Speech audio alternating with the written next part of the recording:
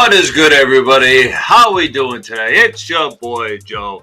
Welcome to the stream. What is today? Happy 28th April 2022, and it's a Thursday. Thirsty Thursdays, everybody. Woo! Woo! How we doing, everybody? Get fired up. Get fired up over here. Get fired up. Hold on. I just gotta see how the sound sounds. Hold on.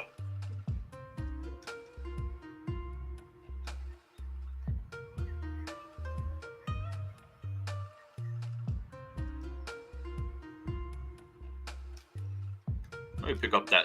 Let me pick up that just a little bit.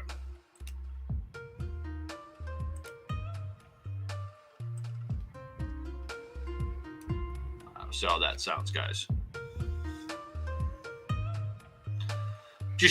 I just had to pick it up just a little bit. Just a little bit.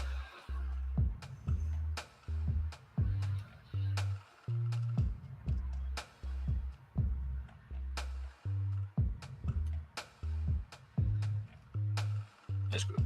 I like that. That's good. That's a good level right there. All right, everybody. How are we doing it today? Again, welcome to the stream. Happy April 28th. We're almost at the end of April, going into May here, guys. It's coming up quickly. Let me take these off now. All done. Everything sounds good. If at any point, guys, anything starts getting all crazy with the stream, just give me a heads up in the chat, and I will do what I can to fix it. All right, guys. If you guys, let me turn that away from me so I don't look at it. If you guys saw up in the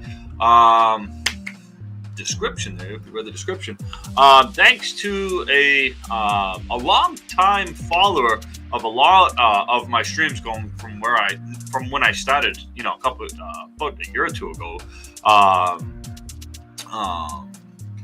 Gamer Golf. He's been following me on Twitch for a very long time, and shout out to Gamer Golf. I went over in last night. He had during the stream yesterday. He had mentioned TryHackMe. Now, I wasn't very familiar with that when he had mentioned it.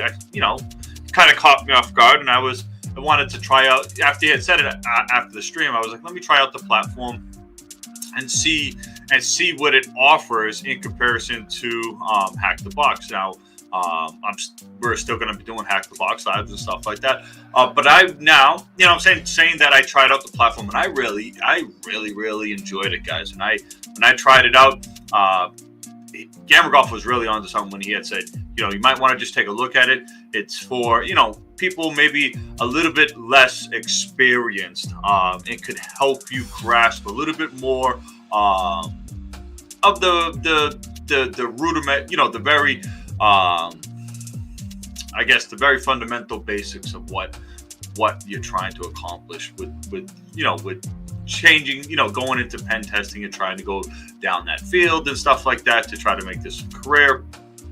And again, to bring some really, fresh, good content to you guys too, so you guys learn along the ways, and maybe this could interest you guys. And by me, maybe showing you guys either or of the platforms, this will maybe help guide you to either one of the platforms that you prefer over the other. Again, I'm not gonna be downgrading either one of the platforms. I'm gonna be using both platforms, showing you guys both platforms, and we're gonna gain a lot of knowledge and experience. And then if you guys want to engage in that, I would love for you guys to for yourselves, if you're interested, get yourselves onto, some kind of educational program, something like that, to further your career goals and educational goals or whatever have you and stuff like that. But yeah, guys, welcome to the stream, ladies, girls, guys, whatever have you. It is a beautiful day. It's kind of windy outside. Hope, it's not too bad. It was kind of chilly this morning, so I got my couple of shirts on and stuff like that. Gotta make sure this room stays cool at all times, so my servers don't cook. I'm only really running the one server still. The other one's still in the fritz. I've been actually still pulling pots off of it to to keep the other one going, stuff like that. Luckily enough, I did get 2 at the same time. But that's either a story for neither here or there. Let's get into it, guys. All right. Well, like I said, I got TryHackMe Up, and I got into the my chair's gonna fall apart on me. My wife threw this chair in here because my back has been killing me. I tell you, I've been experiencing some severe back pain again. I started, just doing regular housework and stuff like that, working on my truck. My truck's been down ever since I got hurt and stuff like that. My truck's been sitting for the last 3 years in my driveway there, and I started working on it again. And just by working on it, man, it flared up everything wrong in my back. I was walking up the stairs the other day, and I just toppled right over, and my daughter had to come up and help me back up the stairs because I just couldn't. Once whatever flares up, it's all the discs and everything. I got a couple of lodged out discs and and it's caused all kinds of damage in the nerves and everything. It's a hot mess. When I flared up, it's like, nope, can't walk. Time for you to go cry in a corner somewhere. All right, let me swallow down this 5-hour energy drink so we can get fired up here.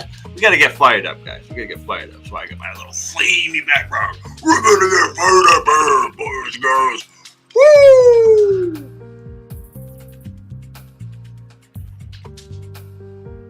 All right. Probably gonna drop a heart attack and vomit everywhere. It'll be okay as long as it's live stream, guys. It'll be pretty fun. You guys can laugh at me as I vomit everywhere.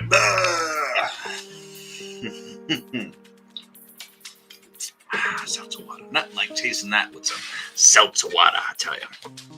Shooter and a chaser. A shooter and a chaser. Set me up. All right.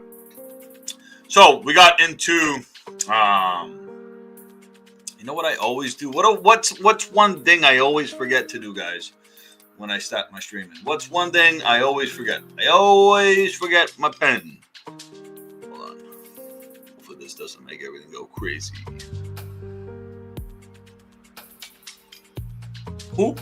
Didn't. Sometimes it makes everything go crazy. I always forget my pen. I love my pen. Hello, world. Woohoo! There you go. Love my pen. Epic pen, guys. Gotta love it. All right. Let's get into it now. All right. So the first one in the introductory learning path, and that's the one that I've started off with, the very, very beginner introductory learning path. And I tell you, just by the first couple ones, we'll take a look at it. Let me just take obviously the first one was talking about some of the stuff on TryHackMe, some of some stuff on the platform, stuff like that. Then it got into networking. Some really cool. This reminds me of now I like how TryHackMe has this up because it reminds me of a couple other platforms that I've used, educational platforms that I've used, similar to if you've ever done any like Cisco learning on Cisco's like student learning portal there, stuff like that. A lot. It's just very similar. They might even be using some of the same technology and stuff like that for how they developed this.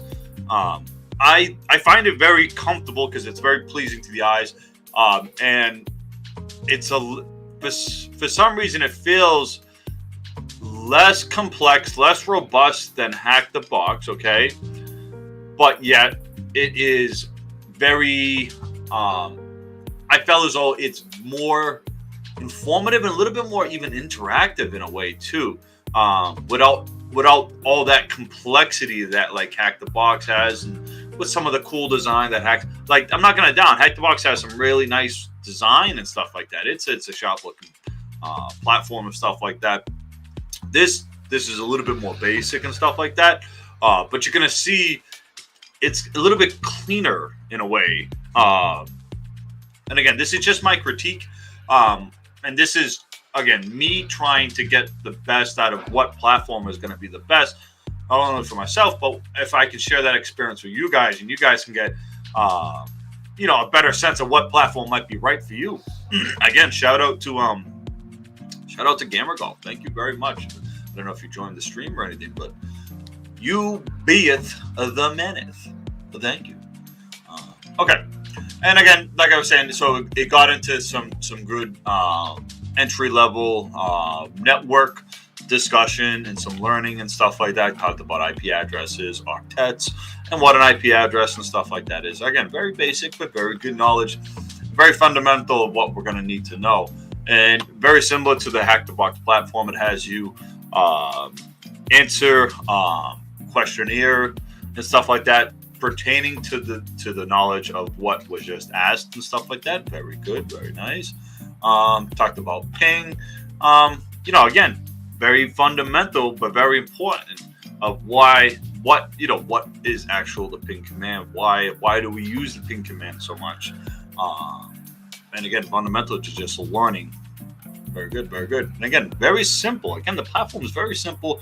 Very again, not. I don't want to. I don't. When I say basic, I don't want to say basic in a bad way. I want to say basic in a way that it's just clean. Okay, it's not fluffed up with things and glitter and stuff like that. Again, it reminds me of like W3. The W3 question. I always say that word. It's again one of those words that I just have a hard time saying. Again, guys, but sometimes I don't like to say I have a speech impediment, because sometimes when I tell people that they look at me all funny because I don't talk like I have one. But sometimes it is hard for me to pronounce words. Castrodium. I just have a hard time pronouncing it. But the website there for we'll just take a W3 schools. There we go. They actually did a nice, I think they did a recent update about a year ago or something like that to the website, cleaned it up a little bit. But again, this is a very, if you do web design or anything like that, this is a very important website platform that you would use a lot. And again, it's very, again, I don't want to say basic because it's not basic, but it's basic in the form where it gives you the exact information that you need to know. It's very informative. Each thing that you click on, it gives you very good information and stuff like that. And it's just very clean in a way. And it's one of those platforms that I enjoy using. I enjoy using this platform a lot. And I recommend it to everybody because it got recommended to me by a lot of people. So I recommend it to everybody else when they get on. When they, you know what I'm saying? When they get in it, even advanced people have told me about. They still use this to reference their HTML tags, their CSS, their JavaScript stuff, because it even gets into jQuery and Python. Again, I'm not here to talk about this right now. We're talking about HacktheBox, but again, this is another very good platform, and it just reminded me. It was just very similar to the TryHackMe platform when I started using it. Go back to that. That's my little dashboard there. I got a couple Docker. I got a couple Docker containers that I have do all kinds of. I have some that do all kinds of other stuff within my little home network there. That's one of them and stuff like that. It's just a basic dashboard that saves. It's just nice to have somewhere to I created all these images and stuff like that, and then it's just you click on them and stuff like that. It's just nice to have your own little. It's like having your own little app. You know what I'm saying? Some other people have made these before and stuff like that. It's just nice, little web browser.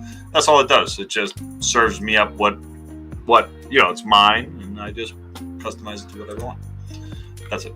All right. So that's the rundown for that. Let's go back to the dashboard. Just go watch the time, watching everything. We're doing good so far.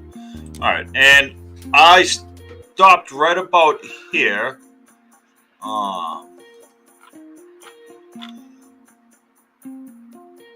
Where was it? Okay.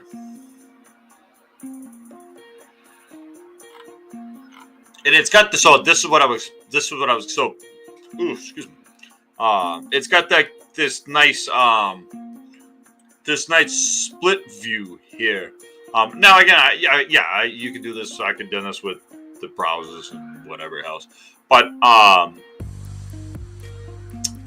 when you load up a lab and it has a certain information, that it has its own little pre-built web browser that has, you know, some interactive stuff on it. Like, you don't always, I guess so far, you don't always have to interact with a virtual machine per se. They have, you know, some nice little interactive stuff that they have pre-built on some web browsers and stuff like that. So it's just been nice to have like this little, it just prompts a split screen, so you don't have to get into to always splitting it off and stuff like that. It just prompts it. And then when you have access to their virtual machine, it's called their attack box. Now they have attack box, and they also have, I believe,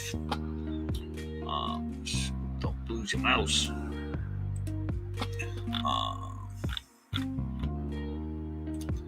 So they have a web-based Kali image, and then they have a web-based attack box. And I believe you can also just like HacktheBox VPN onto the network or something similar to that to access the machines, the vulnerable machines that you attack. So I got myself up on a subscription where I have limited access to their attack box and stuff like that. That way, we guys, as we're streaming and stuff like that, we don't run out of time once we're getting into some of these longer, deeper labs and stuff like that. And again, one other thing, I got another critique we'll bring up here is I wasn't fighting or waiting to get one of these instances, one of their cloud instances up. Click on the thing, you know, it took a minute or two to come up, but it wasn't like HacktheBox. I've experienced so far with HacktheBox is again, the subscription you have, and then you can have, you know, access to instances, cloud instances that have, you know, all the tools and everything on it. But you know, with that, you're supposed to have a limited access and stuff like that. You just click it and it's supposed to come up. But what I've experienced so far is sometimes I just can't, you know, I can't get an instance in the United States or in other European countries, you know, or I have to get an instance in Singapore and stuff like that. Not that I care that where I'm getting these instances from, stuff like that. It's just when I have to sit there, you know, for 10 to 15 minutes and try to pull up an instance, that takes away from me. That takes away from me learning. You know what I'm saying? That's the distraction, what I don't want. So again, another critique that I saw that I was experiencing with HacktheBox, and that so far what I've experienced with TryHackMe, their instance, their web access instance, comes up like that. Comes up, you know, again, you just gotta wait for it to boot up and load, but it's available. It's been always available so far for me, so I haven't ran into the situation where it hasn't been available. So there you go on that. Okay. Let's wrap it up.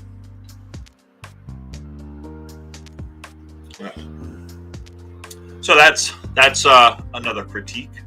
All right, so here's again, it has a nice. They offer you up a nice little YouTube video for, again, just the lab so far that I've gone to, but I'm pretty sure that's probably every lab we're gonna get into. There's a nice little YouTube video that goes along with the lab and stuff like that. I won't play the YouTube video just for demonetization purposes. I just don't want to get demonetized for playing somebody else's YouTube stuff live on the stream and stuff like that. So we won't go into that and stuff like that. But again, you guys are more than welcome.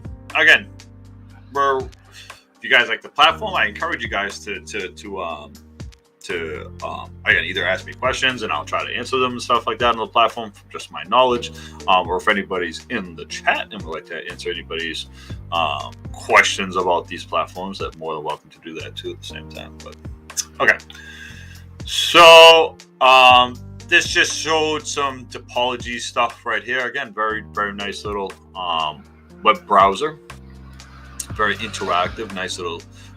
Shows you some really good information, some ring topology. This was getting into local area networks. It was explaining what a LAN topologies are, star topologies, bus topologies, ring topologies, and this is what this is depicting here. Packets travel from one device until the next until they reach the destination. One of the major flaws with the ring topology: if a device goes down or the cable is broken, the data will no longer pass. Hover over it to the middle, and then it gives you. So if you can see, I have a pair of scissors here. Again, nice, very fun, interactive. Especially if you have, say you have like a young student or a child that you're trying to get trying to get into this. This could be a fun platform that they might be able to be more responsive with when it has cool interactive stuff like this. Look at this. I got a pair of scissors. Oh, I cut the cable. No, my packets are gone. If you hover over the yep, okay. So there's that. The packets can no longer travel around the network, and the devices can no longer talk to each other. Very cool, very cool.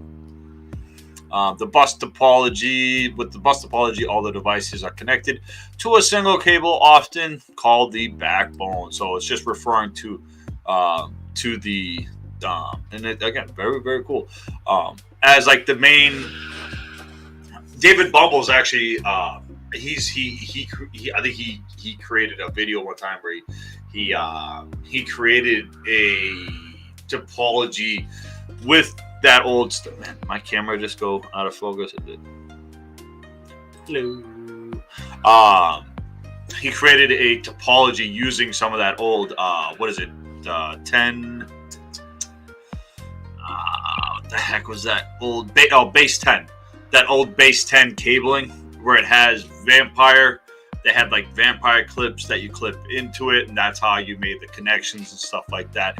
That's what this old bus topology was, is where all these they would have like this thick net. They called it thick net because it would have this huge thick cable that would run through every level of the building, and to get intranet, your internal network hookup to it, you would have to feed like these Vampire clips to that and clip it into it, and that's how you got connected on to their little intranet there.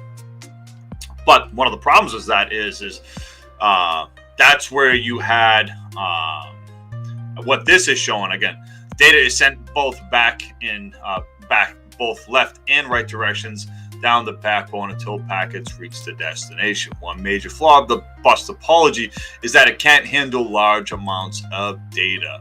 On the next step, send as many packets as you can to try to take down the network. Now we'll pick a computer, so we'll go 1 to 5, and we're just gonna spam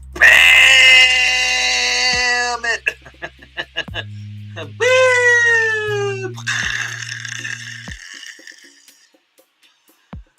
And everything's on fire. Again, pretty fun, pretty interactive too. But that's the problem with the bus topology. It just could not handle because you don't see it really anymore. I don't think it might not even be in existence really anymore. Really, it just can't handle massive amounts of data flowing through the topology, and you had issues with collisions as well too. Collisions are a big that one thing with a bus topology is collisions as well, with data pretty much just getting corrupted because it's everything's sending and receiving all at the same time on all different directions, going up and down the same backbone. But yeah, then you have the star topology here. With star topology, all the devices are connected to their own cable to the central hub. So this is common. This is pretty common today. We have like a pretty simple. This is, even though they call it star, this is pretty simple, where you have everything connected to a switch. You know, you have a floor on an enterprise, and you'll have a closet, and pretty much everything on that floor is connected to that one switch on that floor, and then maybe that switch is going to another switch, and all those other switches from all those other switches are going into that switch. You know, kind of feeding that type of topology in a way. I know they say star, and that, but you know, you get the spine leaf and stuff like that after that. But this is just getting into some of the basics and stuff like that. With the star topology, all the device, yeah. So we read that.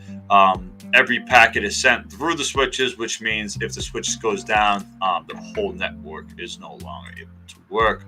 Let's see. Oh, we got a cool little hammer. Smash, smash. We smashed up that switch pretty good, boys. The network is down.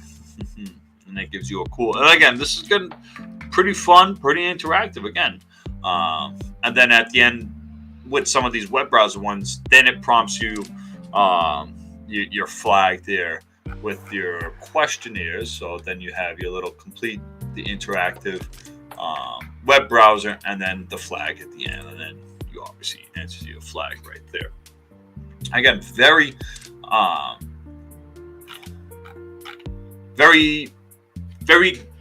fun platform, and I feel like it, in a sense, is basic. And again, I don't want to say basic to take away from anything, but basic in a sense that it's very clean, and therefore it's just not so distracting to take away from the learning process. So I am enjoying it, and I think you guys will too. Okay, so a prime of subnetting. So if you guys have watched some of my other streams, we've gotten into subnetting. Now I've probably forgotten a little bit of subnetting and stuff like that, but once I re-trigger my Rolodex and my brain again, I can remember how to do subnetting again. So I'm pretty sure it's gonna get into some of the stuff like that. But subnetting is a good one to talk about. Okay, as previously discussed throughout the modules so far, networks can be found in all shapes and sizes, ranging from from small to large. Subnetting is the term to splitting up a network into smaller, miniature networks within itself. Think of it slicing up a cake for your friends. There's only a certain amount of cake to go around, but everybody wants a piece. Subnetting is you deciding who gets a slice and reserving such slices of this metaphorical pie or cake, the cake in the sky. Take a business, for example. You will have different departments such as accounting, finances, human resources. And then this is just giving us a nice little infographic of the big old internet, router, switches. Again, something I was kind of like talking about. And then you have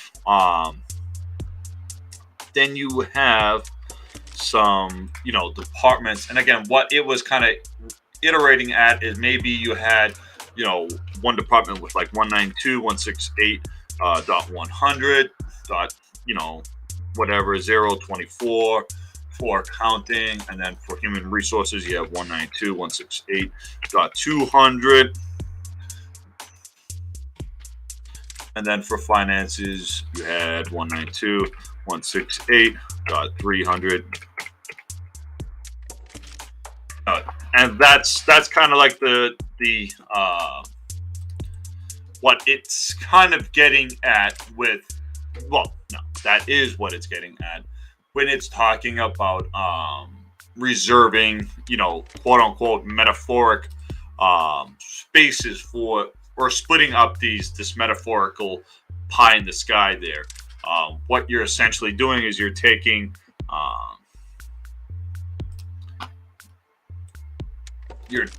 what you're gonna get from your ISP.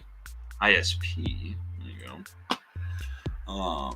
And 192.168, that's internal. I just put that because that's an internal IP address that falls under the RFC 1918.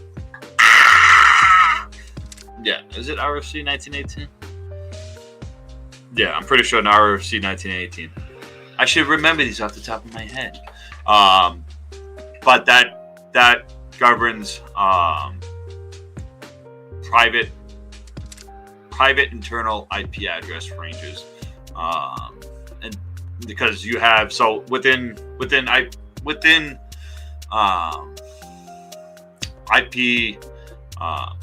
version 4, you have IP version 6 has some different ones too, but in IP version 4 you have private, public, private and public, and then you get into classes and stuff like that, but it's mainly private and public.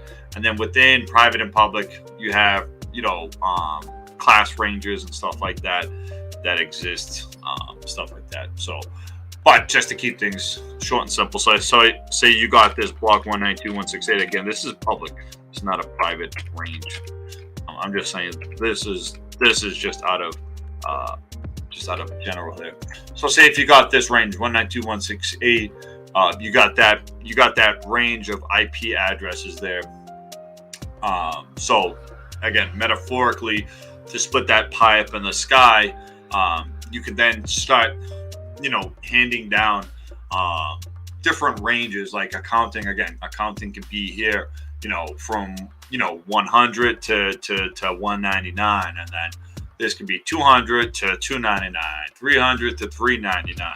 And then you have, each department could have, 100 hosts that have all their, individual IP addresses within that, within that range. You can get it to VLAN, so they can, be totally separated, and stuff like that too. You can do all kinds of fun stuff with networking and stuff like that. I love networking. But that's kind of the gist with subnetting and stuff like that. All right.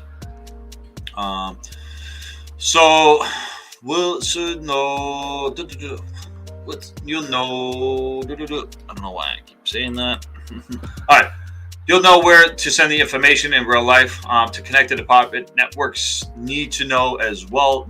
Network administrations use subnet to categorize and assign specific parts of the network to reflect this. Subnetting is achieved by splitting up the number of hosts that can fit within the network, respected by a network called a subnet mask. Let's refer back to the diagram for the first room of the module here. So it gets in, it's just talking about the subnet mask. So you have your subnet mask, and that follows, generally that follows a IP version 4 IP address. So you would have, slash 24, 25, 26, you know what I'm saying? Or, you could have, reflected on public addresses too.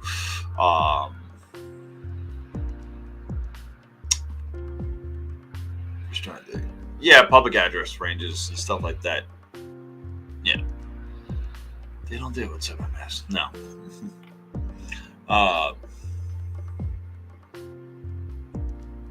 Where's it going with that? Okay. Let me just back up a little bit. All right. As we can recall, an IP address is made up of 4 sections called octets. So we have first octet, second octet, third, fourth.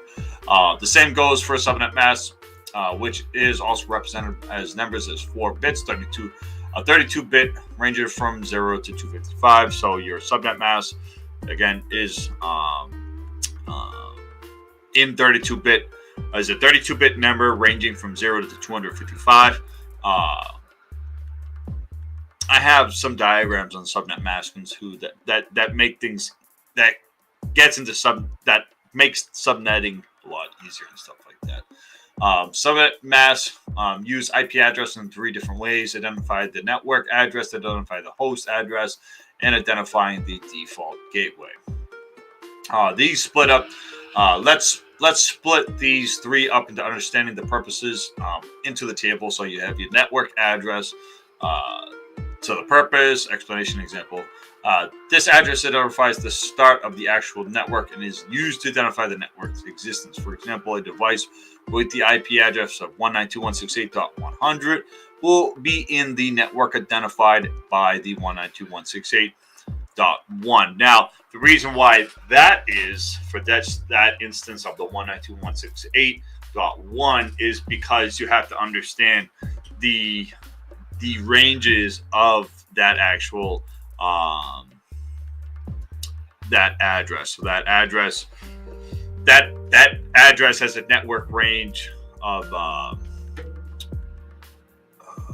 what is it?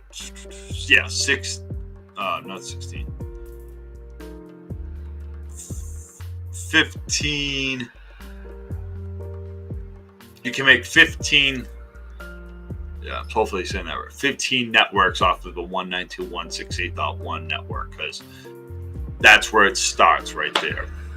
But it can have upwards to let me see, 255, and so it could have upwards to close to, was that almost 500? Yeah, 509 hosts. Something like that. So again, so there you go. So host address, an IP address here is used to identify a device on the subnet. For example, a device will have the network address 192.168.1.1. Default gateway. So default gateway, that's generally like your router is your default gateway. And the reason why that address is important, so you can understand where this device. So you want to know where is that device sending all its packets to, and that's the device that it's going to be. That's its default gateway right there. Its default router. The default gateway address is a special address assigned to the device on the network that is capable of sending information to other networks. It's pretty much its router, its default router. Any data that needs to go to a device that isn't on the same network, i.e., that isn't on 192.168.1, will be sent to this device. This device can use any other host, but usually is either the first or the last host .1 or 254. Man, I cannot talk. Now in the same networks, such as the home, will be on one subnet. As there is unlikely chance that there will be a need for more than 254 connected at one time. However, places such as businesses and offices have much more devices, PCs, printers, cameras, and sensors where subnets take place. Subnets provide a range of benefits, including efficiency, security, and full control. When it comes to exploring exactly how subnets provide the benefits at a later date. However, for now, we need to understand is security element to it. Let's take the typical cafe on the street. This cafe will have 2 networks: one for employees, cash registers, and other devices in the facility, and one for the general public. Okay. Subnetting allows us to separate these 2 cases for us, either with having the benefits of the connections to the larger network, such as the internet. So this is pretty much giving a yes network for obviously like the patrons that come into the cafe, and then having the employee network for or the main network, whatever have you, that has all the cash registers and everything else on it, because you don't want the guest getting onto the main network and then tampering about on that one and whatnot. If there's any questions about anything we've covered so far, and stuff like that. Now, again, we can get into some networking stuff, which I guess we could. What is the technical term for dividing a network into small pieces? Subnetting. How many bits are in a subnet mask? 32. What is the range of sections octet? What is the range of sections of subnet mask? I'm trying to understand that question real quick. What is the range of section? What is the range of octets of a subnet mask?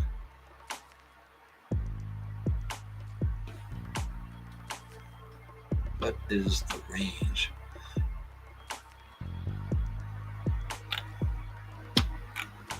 Is the range?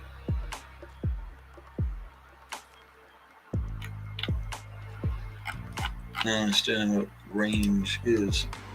Smallest to largest.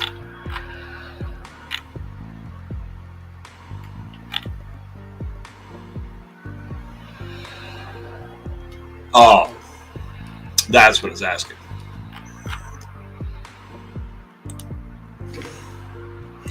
Zero to 255. All right, I just needed to know that's what I was asking. That's it. I get now that I saw it. Now I understand what I was asking. 0 to 255. That's the range of a subnet address there. I actually have. I'll get into that. I made my own little subnetting calculator too. If you guys are interested in checking that out. What address is used to identify the start of a network?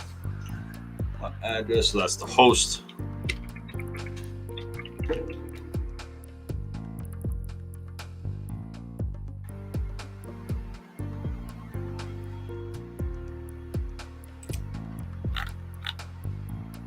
Oh, network address.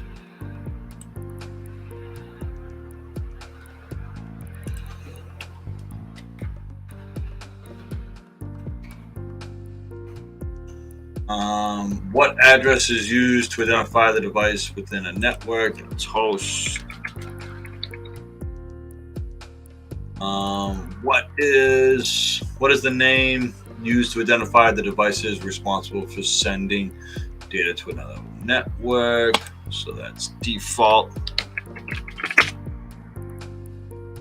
What do they call it? Default gateway.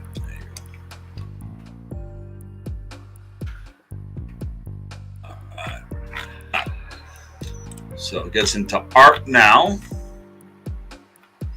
So ARP is Address Resolution Protocol. Again, this is good stuff, guys. In a couple minutes, I'm gonna have to go grab my little ones off of the bus, but I won't leave you guys. We're not gonna jump off the stream.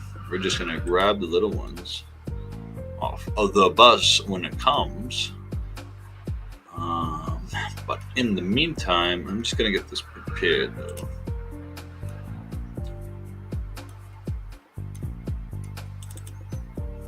How's everybody doing? How's the music doing? Music going pretty good.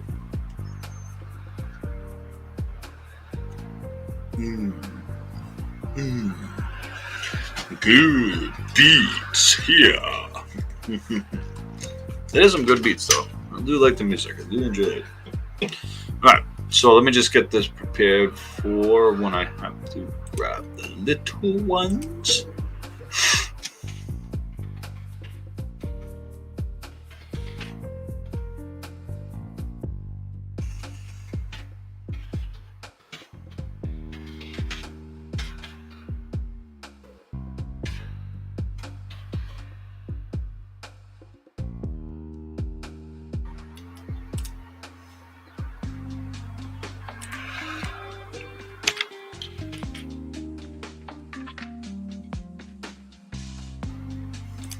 All right. That's good right there. All right. And I got about 10 more minutes or so. All right. And you know what? I need to pull up one more time, guys.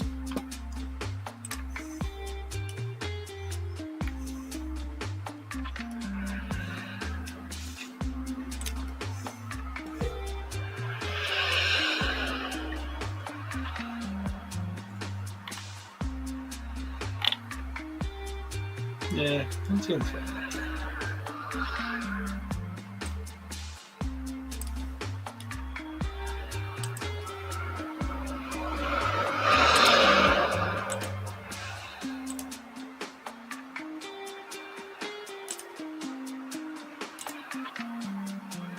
All right. That is good. All right. That is good. That is good. Okay, a couple more minutes. All right. I got a little plan on what to do, which is good. You always need a plan. You always need a plan, guys. Sometimes I have no plan, and I just shoot with the breeze, baby. I shoot from the hip. The up protocol. So recalling from our previous attacks, that devices can have two identifiers, a MAC address and an IP address. The ARP protocol, or Address Resolution Protocol for short, is the technology that is responsible for allowing devices to identify themselves on a network. Simply, the ARP protocol allows a device to associate its MAC address with its IP address on the network. Each device on a network will keep a log of MAC addresses associated with other addresses or other devices, okay? When devices wish to communicate with others, they will send a broadcast to the other networks searching for the specific device. Devices can use the ARP protocol to find the MAC address and therefore the physical identifier of the device for communication. You know what? I think I'm going to pull up.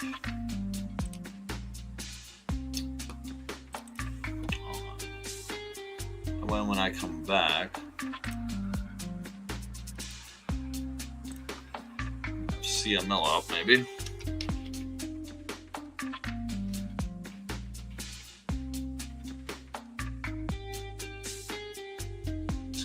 New lab.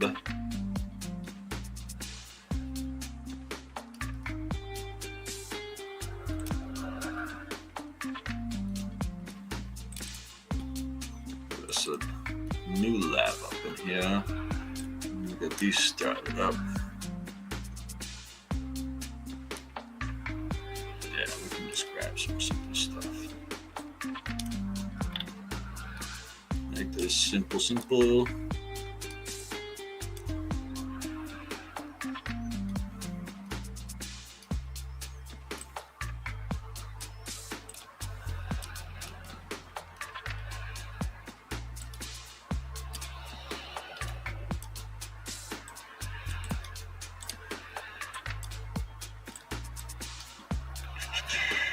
And I need a switch.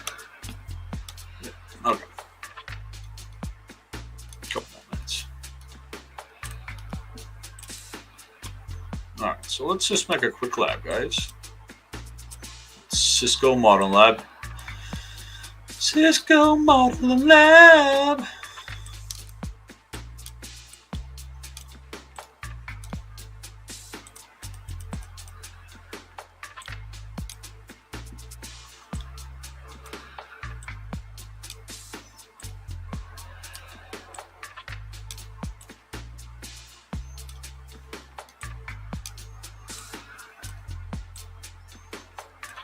So what's going to happen is router 1 here.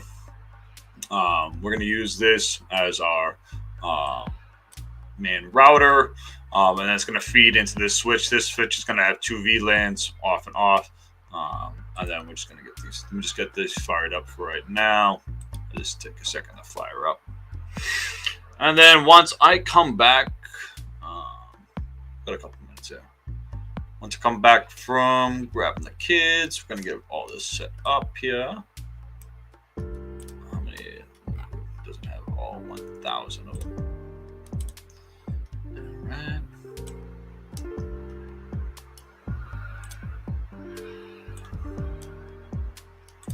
Very good.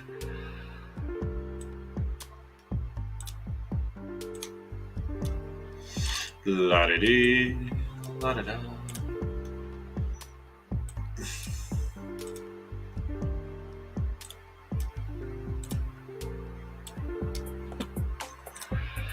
Got connections real quick.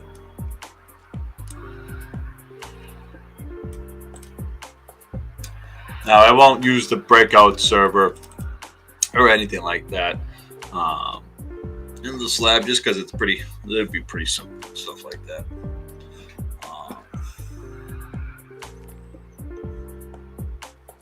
Yeah, they've updated with the new.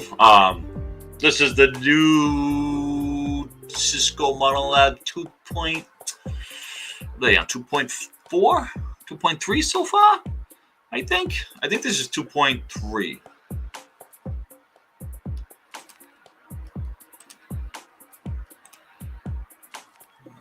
I'll look it up in a minute. It's their newest update so far, and they have these nice little. Now, if you are familiar with GNS3 and stuff like that, GNS3 had these nice little pop-up things to tell you the link labels and stuff like that. So they've updated that with Cisco Modern Lab. It looking fresh too. I like it. It looking good, because that was one thing you would have to see. Like, it gets confusing sometimes when you're going back and forth. You forget which, where's all your, what link is going. So this was a nice addition to Cisco Modern Lab. I like Cisco Modern Lab. I really do. I have a lot of love for GNS3. The last time I went to download it, their platform was down, and it kind of worried me. So, you know what I'm saying? It's good. Again, all my experiences with GNS3, I've always used the virtualized. At least after my initial experiences with GNS3, when I first was starting to get in GNS3, I would use it locally, and stuff like that. And I just found that using their cloud server image was just a better approach to doing a lot of stuff like that. The only thing I guess you miss out on is some of the packet capture stuff. Even though it says it can do it, I never, got around to hammering in it, to getting it to do all the stuff I wanted to do. And some of the stuff was broken, but they were working on it. You know what I'm saying? I got to give them a lot of credit. Again, it's free and open source. So, that's a lot of work for any platform. It looks like our router came up. But the Cisco, the folks over at Cisco DevNet, they've done a lot of work, and they're putting in a lot of work into Cisco Modern Labs and stuff like that. You can you can almost use it in real production. I wouldn't say to do it, but you can almost do it in real production. I think in some ways they actually do use the more upgraded version of Cisco Modern Lab in some real productions. Because it has extremely powerful stuff, what do I got running off here? How many CPUs? I got it running off of 10 CPUs right now, and about 45 gigs of memory. So, I've seen people with this jacked up to like 64, with 64 CPUs and stuff like that going ham. But with the size labs that I only have access to, building with 20 hosts and stuff like that, which can be expensive to CPUs usage-wise, but that's neither here nor there. All right, let me plug this real quick. right, I'm gonna step away real quick, and like I said, I'm gonna go snag my kiddos real quick. I'm gonna leave you with a little treat of my movies, one of my other ones. All right.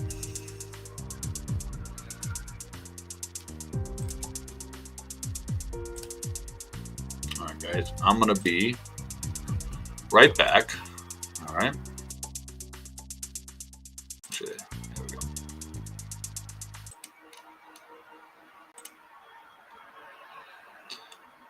Enjoy the show.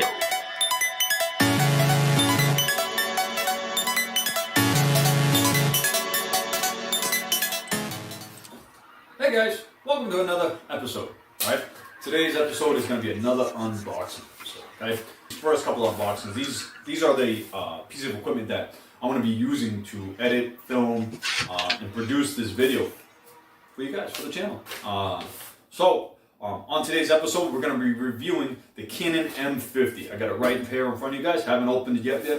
I am so curious to jump right into this camera. So, we did our research, and I'll talk about why I end up settling on the Canon M50 in comparison to some of the other ones out there, because it's the world of cameras. There's a million cameras. When I researched this, I try to dive into what photographers and other video bloggers, editors, and other YouTubers use. What would they use if they were just starting out? And this Canon M50 just kept on coming up, guys. It kept on coming up as the beginner's camera to get started. So I'm getting started. Why not get the camera that all these other YouTubers suggest as, a decent beginner's camera? So again, without further ado, guys, we're gonna crack right into this box. Because what's an unboxing without opening a box? All right, here we go. Need some coffee first. I gotta fix my mustachio so I don't drink my mustache. I love coffee, guys. I don't know how you guys take your coffee. I take mine nice and black. No sugar, no nothing. Keeps you awake. Can't use my fingers again. All right.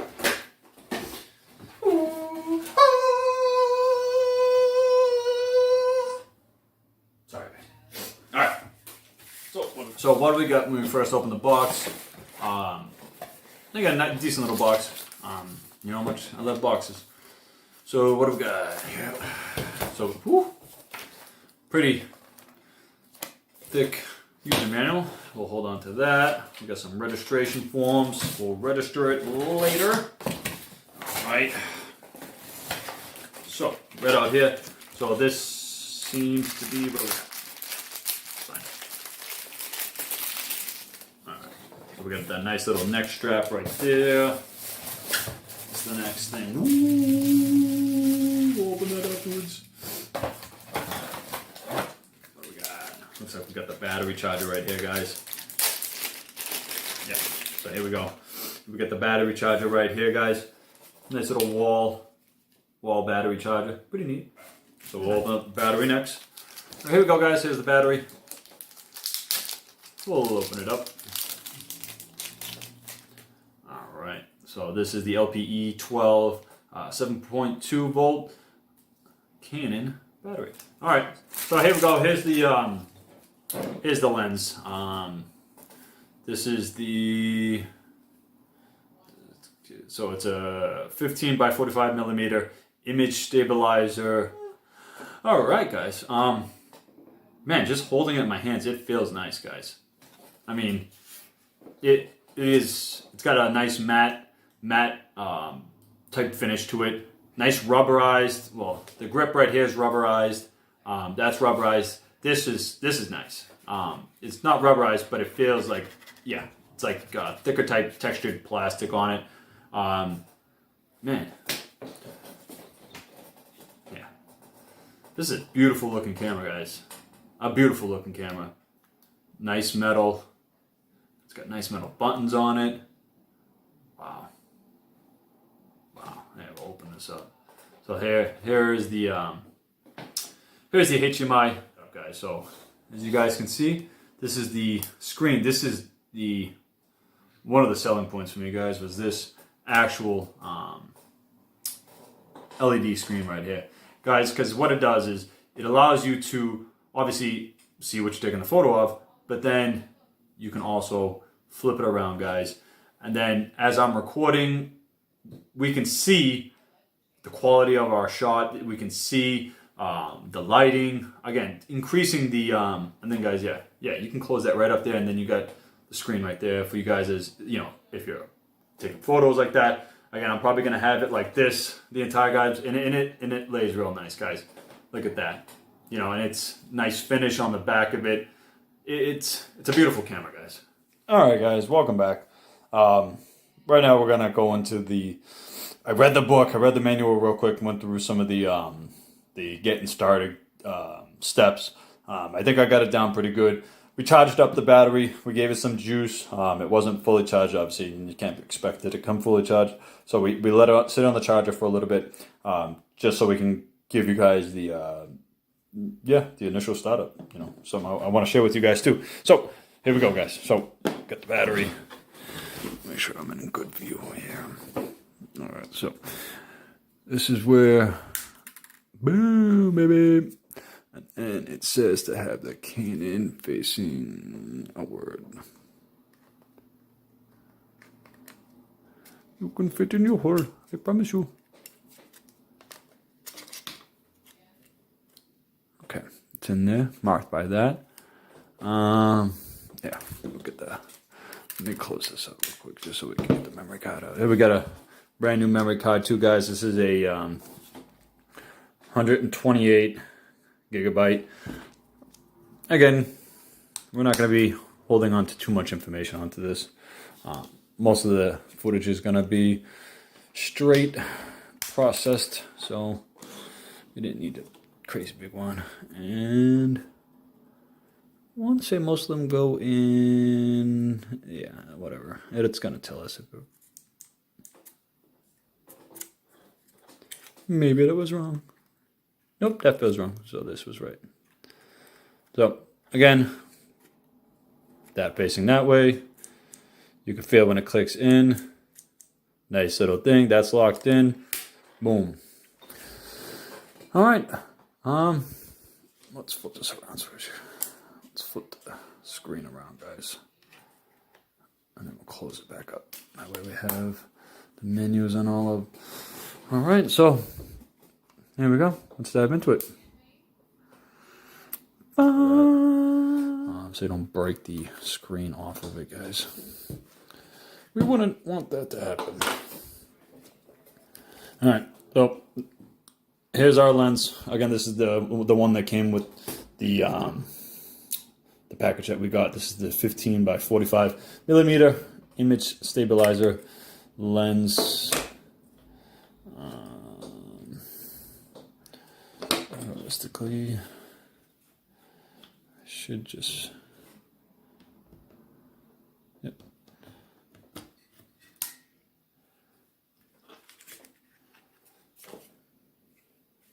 That should be it. And then this is how it looks. We got our covers. This is how it looks, guys. Feels real nice with the lens on. That adds a little bit more weight to the camera, to be expected, obviously. Again, this camera just feels real nice, guys. It's gonna take us, it'll probably take us a while to get used to it. This is supposed to shoot out like that, right? No. What am I missing here, huh?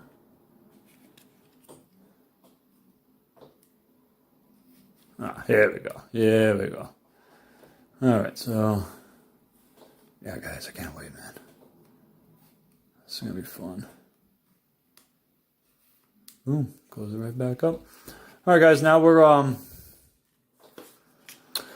hook this camera up on the tripod. on the additional tripod, and then start shooting some raw footage with it, and then see what it looks like. Dude, I love this little the little LED screen that it has on it. Guys, this camera's real nice. Again, I really didn't mess with any of the settings on the M50 yet. Again, we're gonna dive all into that as it comes. Well, we're gonna dive into it. We're gonna dive into it, guys. I'm so interested by this camera. There's so many functionalities on it. And I can't wait to learn. This is another thing, guys. This is again what my channel is all about. It's about learning, guys. It's about this adventure that I'm on, and this camera is another part of the adventure. And this camera is going to help me take you guys along with me on this adventure. So again, guys, if you're a photographer, if you know anything about cameras, if you've actually. All right, everybody, I am back. Boop. There we go again. There we go again. All right.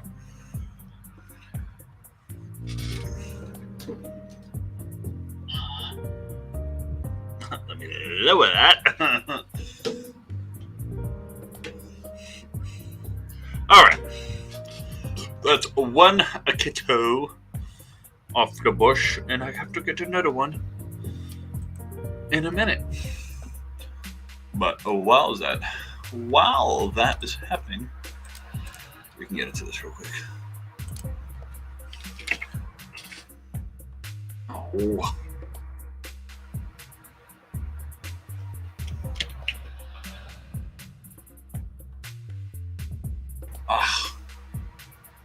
Why did I press yes?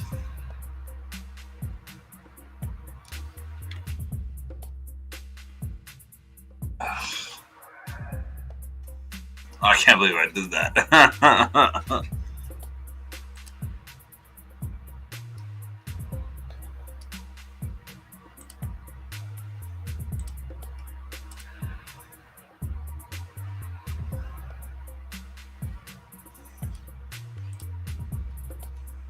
Now I can start it up again. Let's go to this one.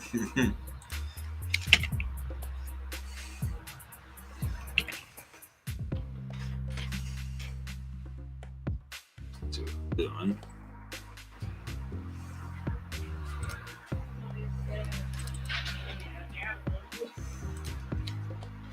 Hey, Dave. Oh no! Don't beat me up. Say hello to everybody. Say hi. Hello. Hello. Are you streaming? I am streaming. No. Well, if we can mess up. Huh? Well, if we can mess up. Mm-hmm. Nice. Nice. There's a hand there. Ah!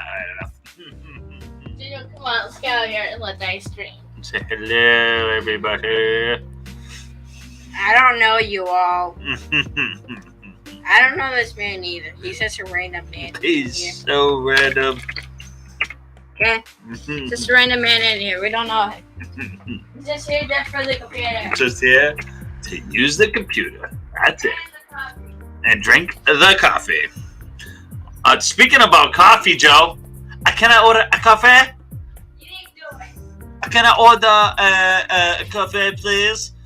I'll do it later. No, I need coffee now. Please. This is why I have kids to make me coffee. Coffee.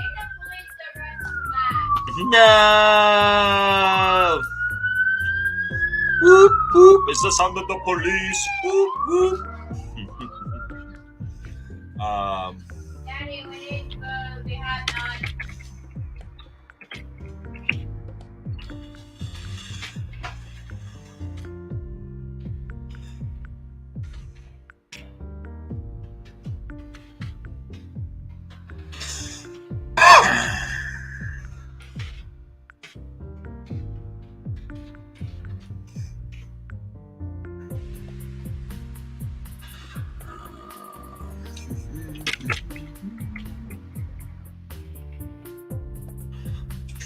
How's everybody doing out there? So I'm just doing some basic stuff with Cisco Modeling Lab real quick.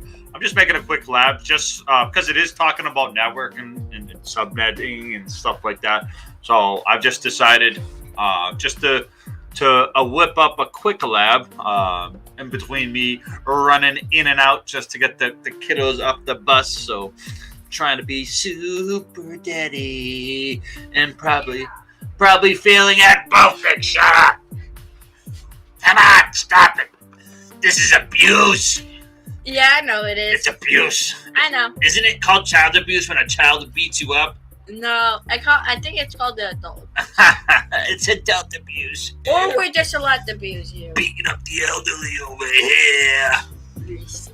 Don't listen to me. After this, I will have to beat you. Bite your ear off. Come on, don't laugh at me now. Good. See the abuse I gotta deal with, guys? This is what I have to deal with. You guys think it's easy? Having 3 kids. Dude, it's Which you have to easy. take care of. Do I have to take care of? I can't just throw them outside and let the wolves eat them. I get arrested for that. Alright, what do I do? Go make me coffee, man. I need coffee, man. Do it later. I'll do it in 5 years. No, not 5 years. I can't deal with that. 5 years, you'll be 5. Okay. Interface. Gig. But you have no more happy pass, no point. I got milk. But you don't like no coffee. This thing gonna taste disgusting.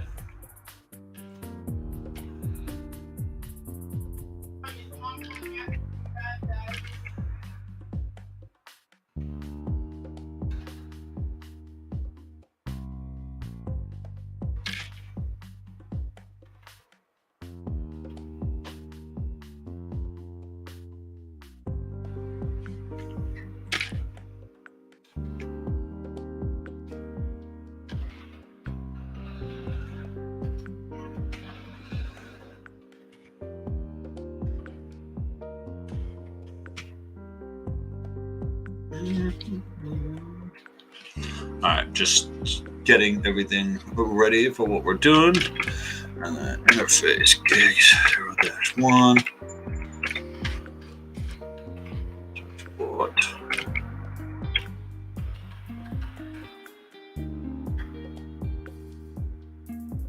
Alright, I'm ready there.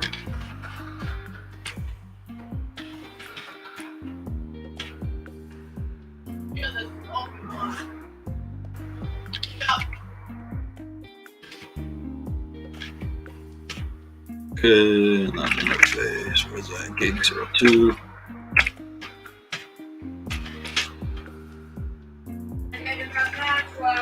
I will not. My video already did. It's already gone. It's already 4. Okay.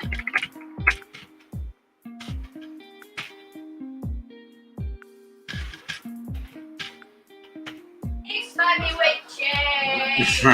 Unique slapped you with some cheese. Yup, and it's all your fault. We're gonna answer no this time on this one. Do this the right way this time.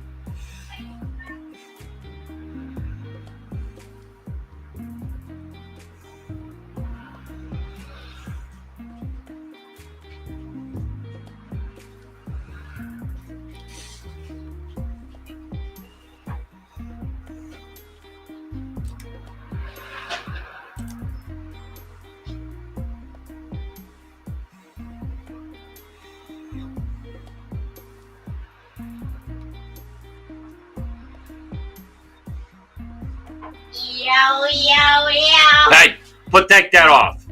Put that away. Crazy kids. Great.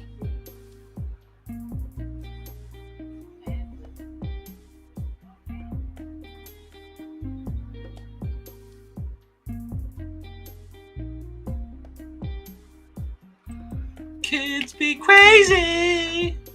It's all your fault.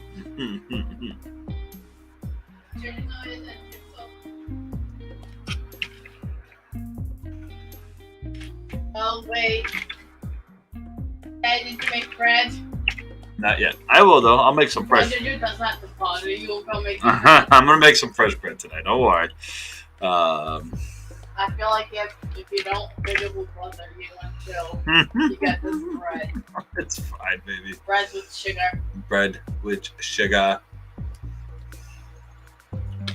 How was school today? Good. Yeah.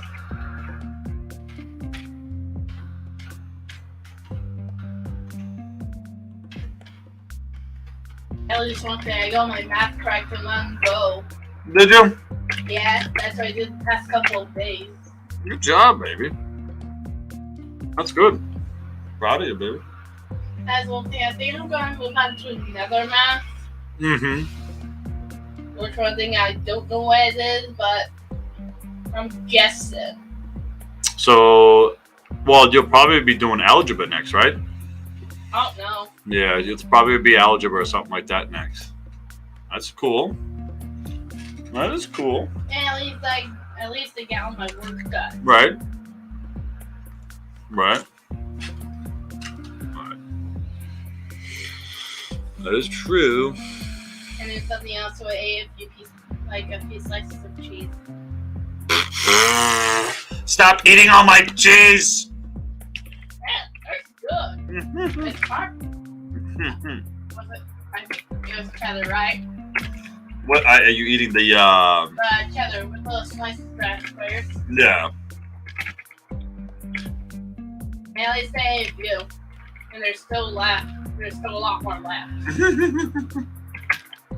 I was just hungry. You're a crazy girl. My tummy tells me if my tummy's hungry, I feed it. My tummy's hungry. I feed it. Or I eat little babies. Oh my god.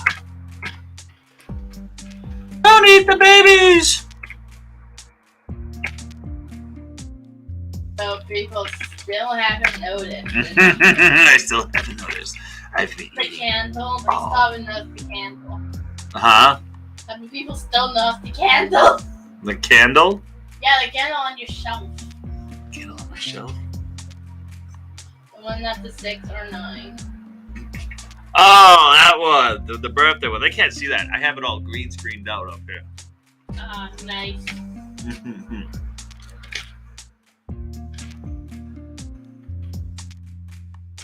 What'd you do at school today, baby?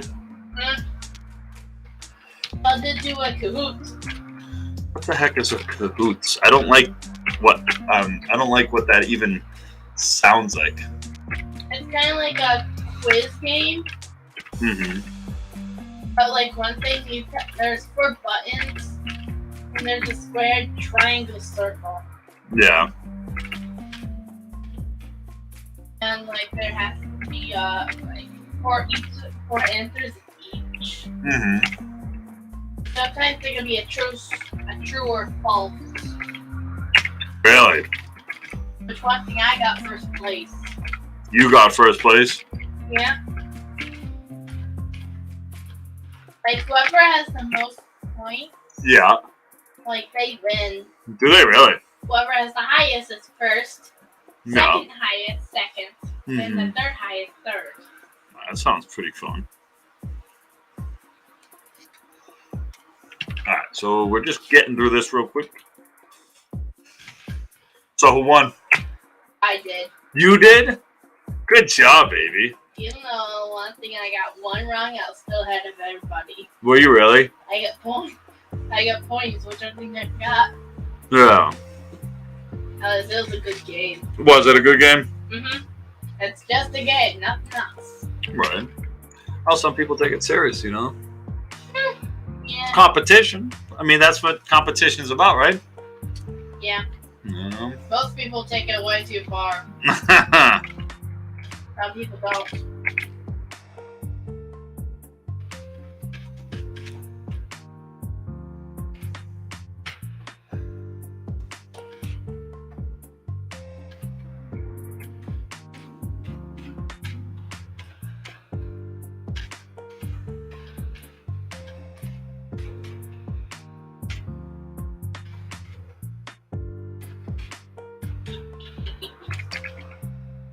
It's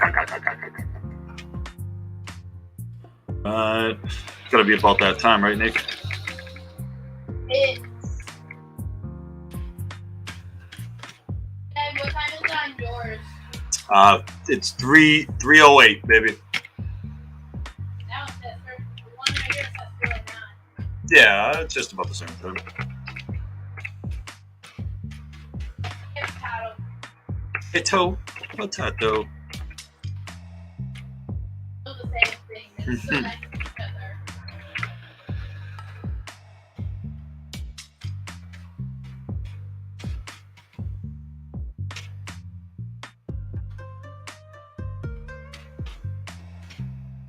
Just building a quick network real quick, guys, so we can just explore some stuff. That's it. Show.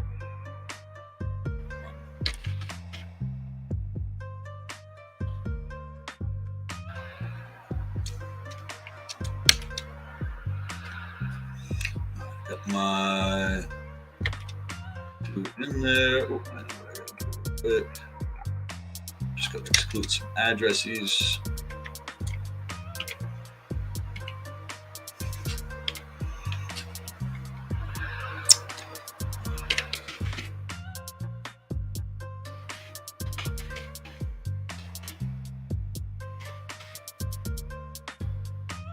Okay, done.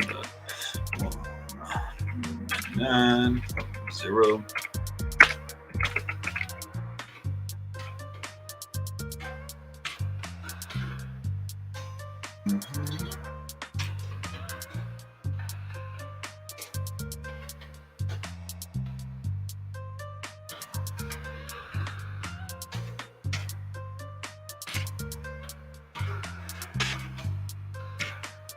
Alright,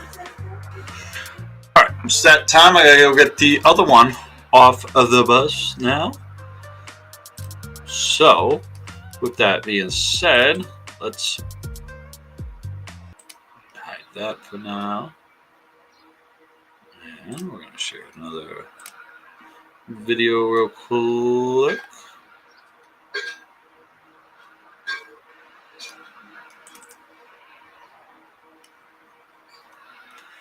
All right.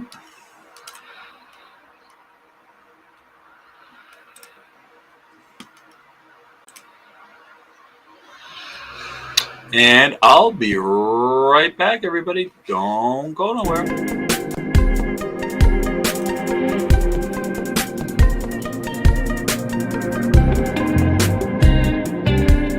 Hey everybody, welcome to another episode of Joe Reviews. Alright, on today's episode we're going to be unboxing our brand new whiteboard we got back here. I got my two favorite hosts, Mr. Joseph and Mr. Maxwell. They're going to be assisting me opening this brand new whiteboard. Like and subscribe and hit that notification bell. Make sure you like and subscribe and hit that notification button If you're for new. future episodes. We got a busy year coming up ahead of us right now. So again, I thought adding a whiteboard to the office would help. Would help us learn. Yeah, it would help these guys learn because I'm going to be part of their education this year. So I thought adding a whiteboard to the studio would not only help me organize my kind of education. It'll help us organize. Yeah, it's going to help these guys as well stay organized and help me keep them organized. And this episode, what we're going to be doing here very shortly is we'll probably move the camera down. So we can work on these fine gentlemen right here, they're gonna work with me. We're gonna put this whiteboard together. I know it's pretty simple and it's pretty easy, but you know what? I said let's just make a video out of it anyways. I love doing unboxings. Don't you guys love doing unboxing? Yeah. Isn't there something special about opening a box? Not really. Yes, it is. I love opening boxes. If there's one thing I love, it's opening a brand new box. And guess Thank you again for stopping by. to the orange justice, to the orange justice. Double dabs. Alright guys. Hey guys! Welcome back. Alright, so like I said, we moved things around a little bit. These guys got their tools. What do you got? Screwdriver. What do you got? I got the drill. He's got the screw gun. Oh If yeah. you didn't know, this has juice. It does. It's all full up, right? We charged it. So guys, like I said, we're gonna be unboxing in this This whiteboard. Yeah, we're gonna be unboxing this whiteboard real quick. You can come over here, Jojo. Yeah, the whiteboard. Yep. So we're gonna be unboxing this whiteboard right here, So we're gonna be unboxing and then it these guys are gonna be putting it together for me. All right. So Well, you're gonna help too. yeah, I'm gonna have Careful, to. because this knife it's really sharp. Yeah, it's really sharp. Let me open the box real quick, guys. Okay. Parents, if you're watching this, you have a sharp knife, good. But kids, ask the parents to do this. Yeah, exactly. Always ask a parent to use the knife, guys. Because, Unless you're careful with them. well, always make sure you ask a parent. Hey guys, so welcome back. So yeah, so we just got So I'm just putting the camera down. well, yeah, we got the camera set up. I wanted to make sure we had a proper view so you can see us and you can see. And you can see what we're doing. Yeah, you guys can see what we're doing as we're putting the board together. All right. So yeah. So what do we got? So we opened the box. Jojo, what some of the pieces we got? Did we find the instructions yet? So first, we need this and this. The wheels. How many wheels? Hey guys. All right. So we just got everything out of the box over here. All right. So Jojo found the instructions for us. Pretty simple, right? Jojo, instructions. One. Yeah. What do we got? One page here. Yeah, we got this, and we need 2 wheels. Yeah, so what do we got? Hold on, let's make sure we got all the labels right though, okay? So we need K. So we gotta look for K. So when you guys are putting things together, Okay, is right here.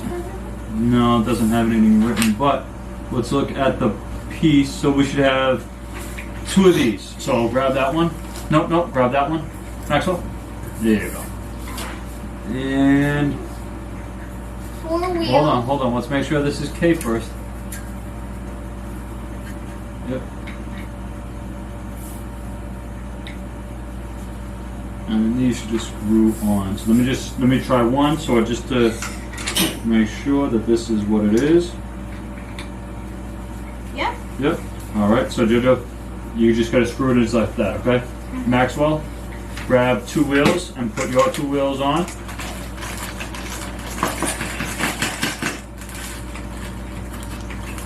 And then So can somebody help me with this? yeah. Let's see. So yeah, I'll get you started, okay? Grab your other wheel. So just like this, Maxwell. So you're gonna put this in here, and it just turns. But then you just turn. Which way? This way? So that's that. The boys are working on that, and I'm going to. While those boys are working on that. So we need. Okay. Okay, so we need this. So we need the D's. So we need the really. Hold on. We need the long. D is D. Which one does D look like though? This. It's got the ones with the 2 holes. Nope. Yep. Yeah, it's this one. Y and okay, G. L's is 12. So 4 is a tiny screw. Let me see.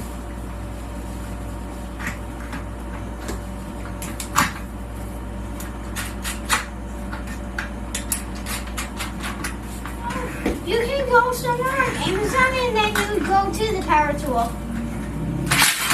Oh, jeez, I don't Yeah, know. let me do it. I don't know how to use a drill yet. That's Cover your alright. ears. Cover your ears. How do you use You know, it's actually, if you don't have one of these, doing this with one of these guys would be very, very difficult. So just a note, I guess. If you don't have a particular, if you don't have a power tool, a drill, or a gun or anything, maybe, I don't know. Yeah, that's what we're gonna do. So we're gonna. Here's the screws. Let me see the screws real quickly. Here. Oh, yeah. Thank you. Oh, it's looking good. Yeah, Alright. it is. Jojo, hold this right now. I'll hold it too. Mm-hmm. Oh, wait, other side.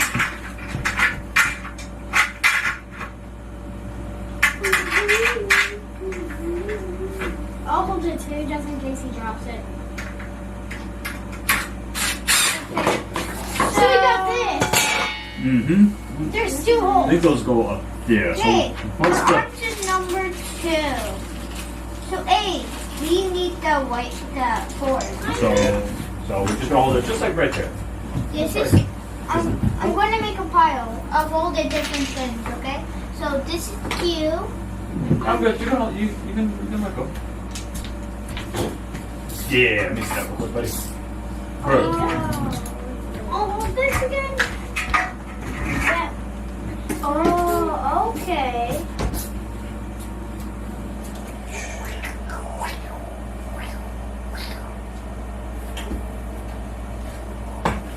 Wait, let me fix this one out. All right, guys. So yeah. So what we got so far is we've got the kind of got the stand. We got the stand built so far, and then JoJo want to grab the instructions real quick to see what's the next step for us. Yeah, so we need Q first. We need Q first. No, A, whiteboard. I'm gonna put these actually on it first. Mm. So these go on it first. You're right, JoJo. All right, so put that on your other side, JoJo. Okay, don't copy what we did. We messed it up in the beginning. Hold on, JoJo. So, Yeah, you hold are that. right.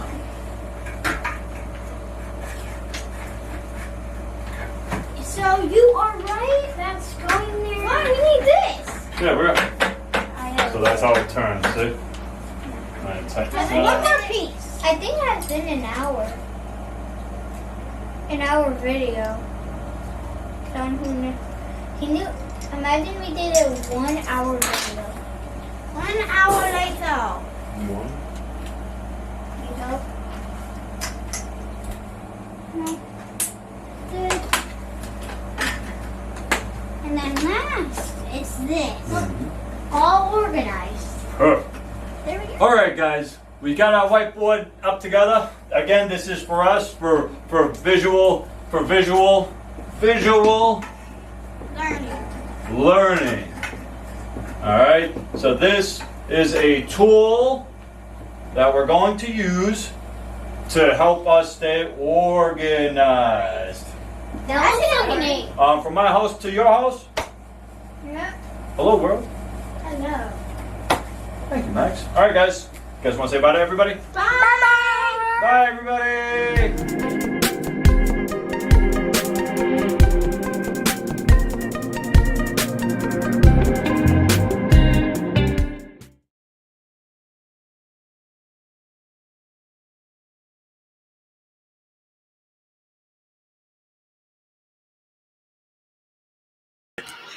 Hey guys, just came back from school. Just want to say hi. Want to get in the stream. And yeah, just came back from school. Just came back from school. Everyone's just back from school. Oh. Yeah, it's playing in my ear. All right, guys, we're gonna get right into the things. Oh, hold on. What you gonna do? We're doing stuff on TryHackMe. This would be a nice thing for you too.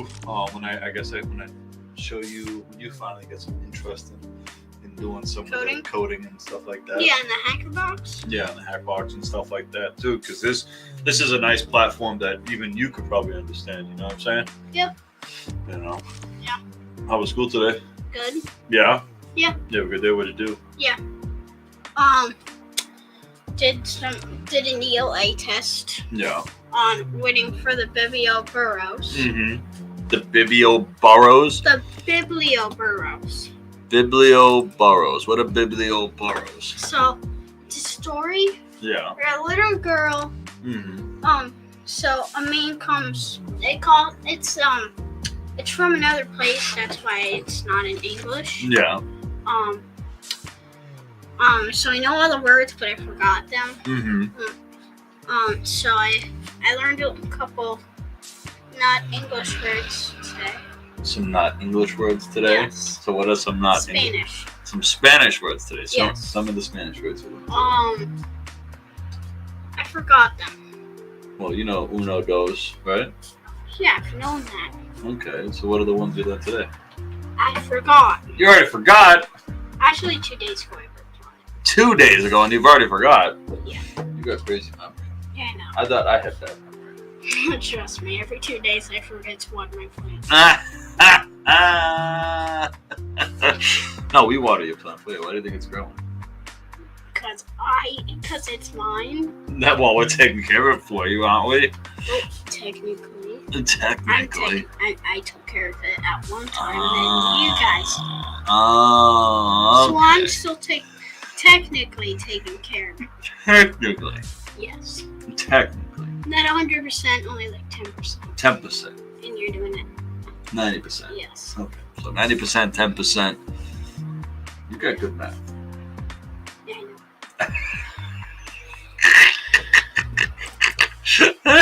Why do you say hacking the world when you're not even close to it? Listen, buddy, I'm taking over. Punky, you're nowhere close to Listen. hacking the world, bro. You say you're gonna take control of the world, and that is not true. Listen, That is never gonna happen. Buddy, I am taking over the world. No, you ain't.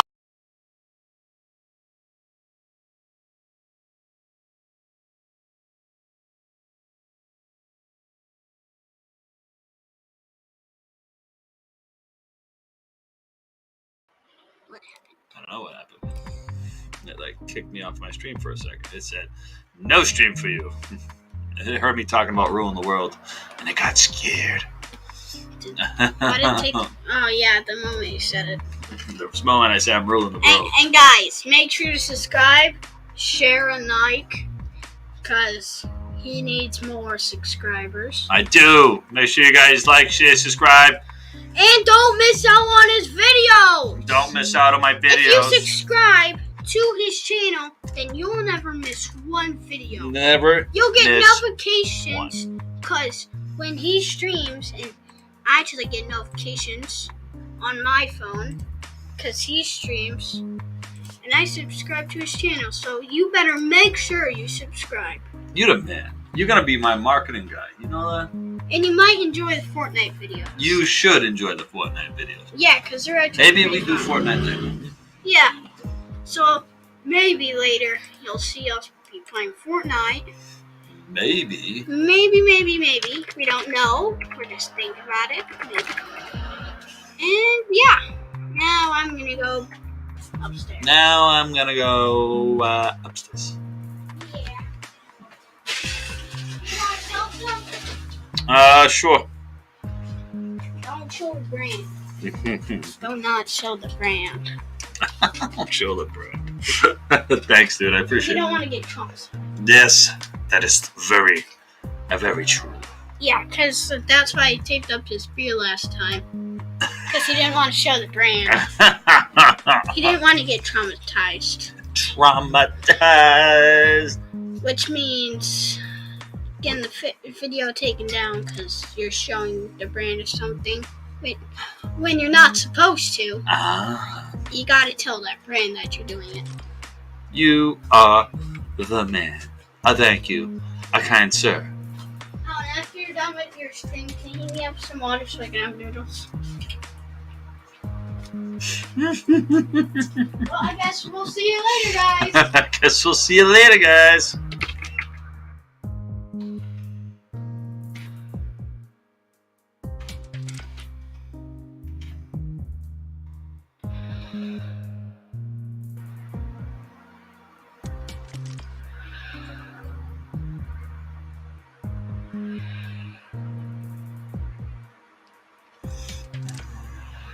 Oh.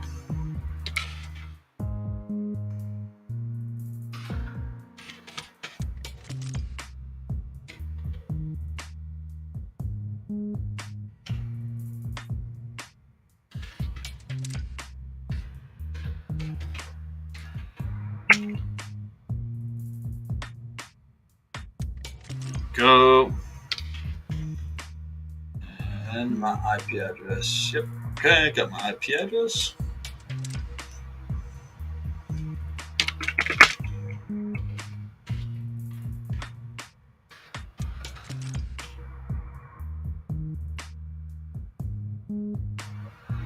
Oh, it's 10.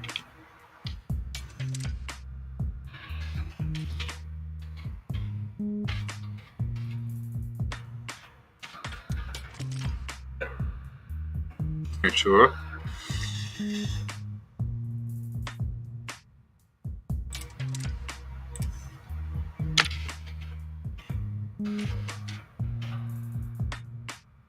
I spelled Cisco wrong.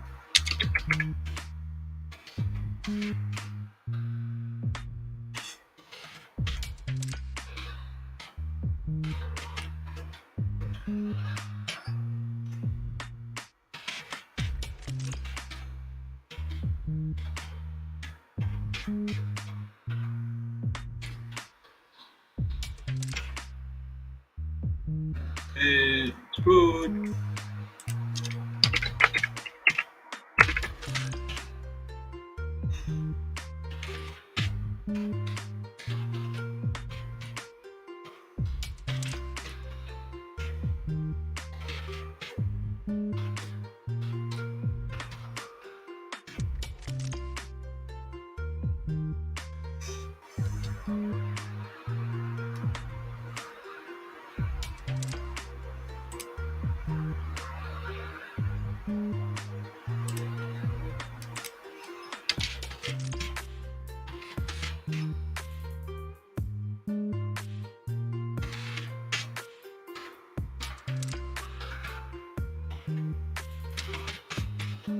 Almost done, guys. Give me one more second.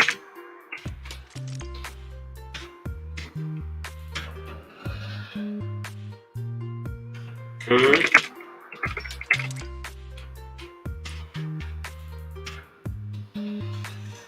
Good.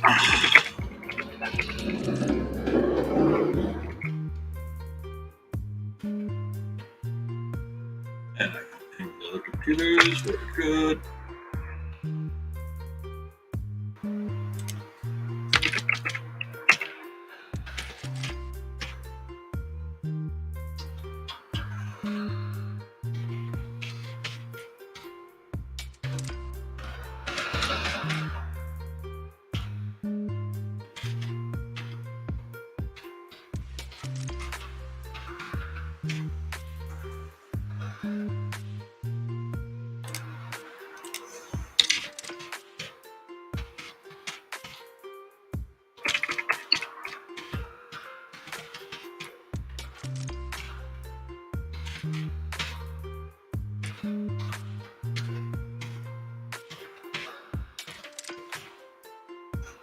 All right.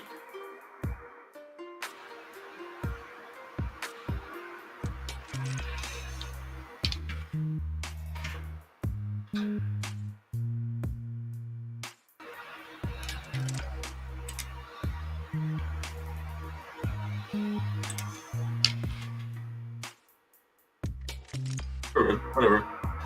And everybody has communication, so what I guess we can do is I come over here.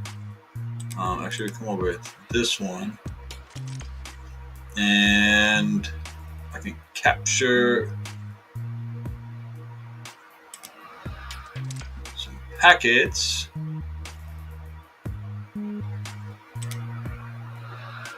And with licensing. Oh, okay, that's very cool.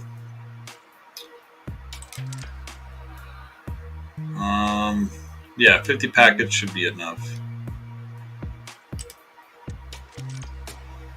Okay.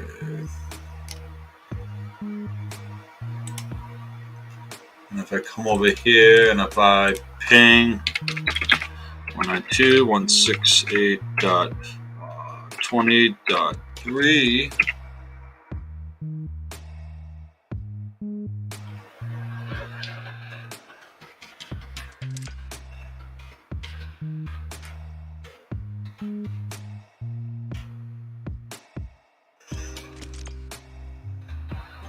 we should see those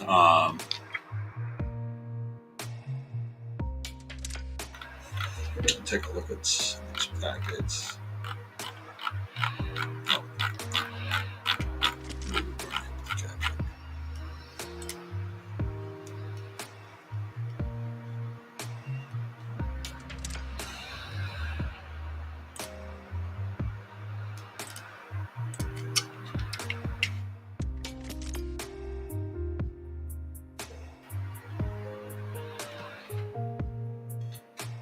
We should have caught some that time.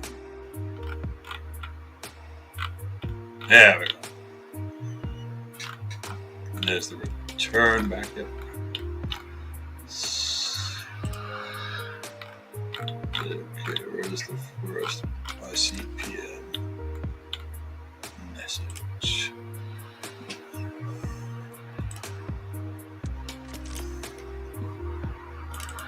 Okay. All right. So in the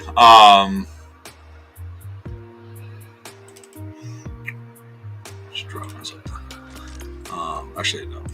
I need to kick myself out of this so you guys can actually see what I'm talking about. Inside of every packet, you have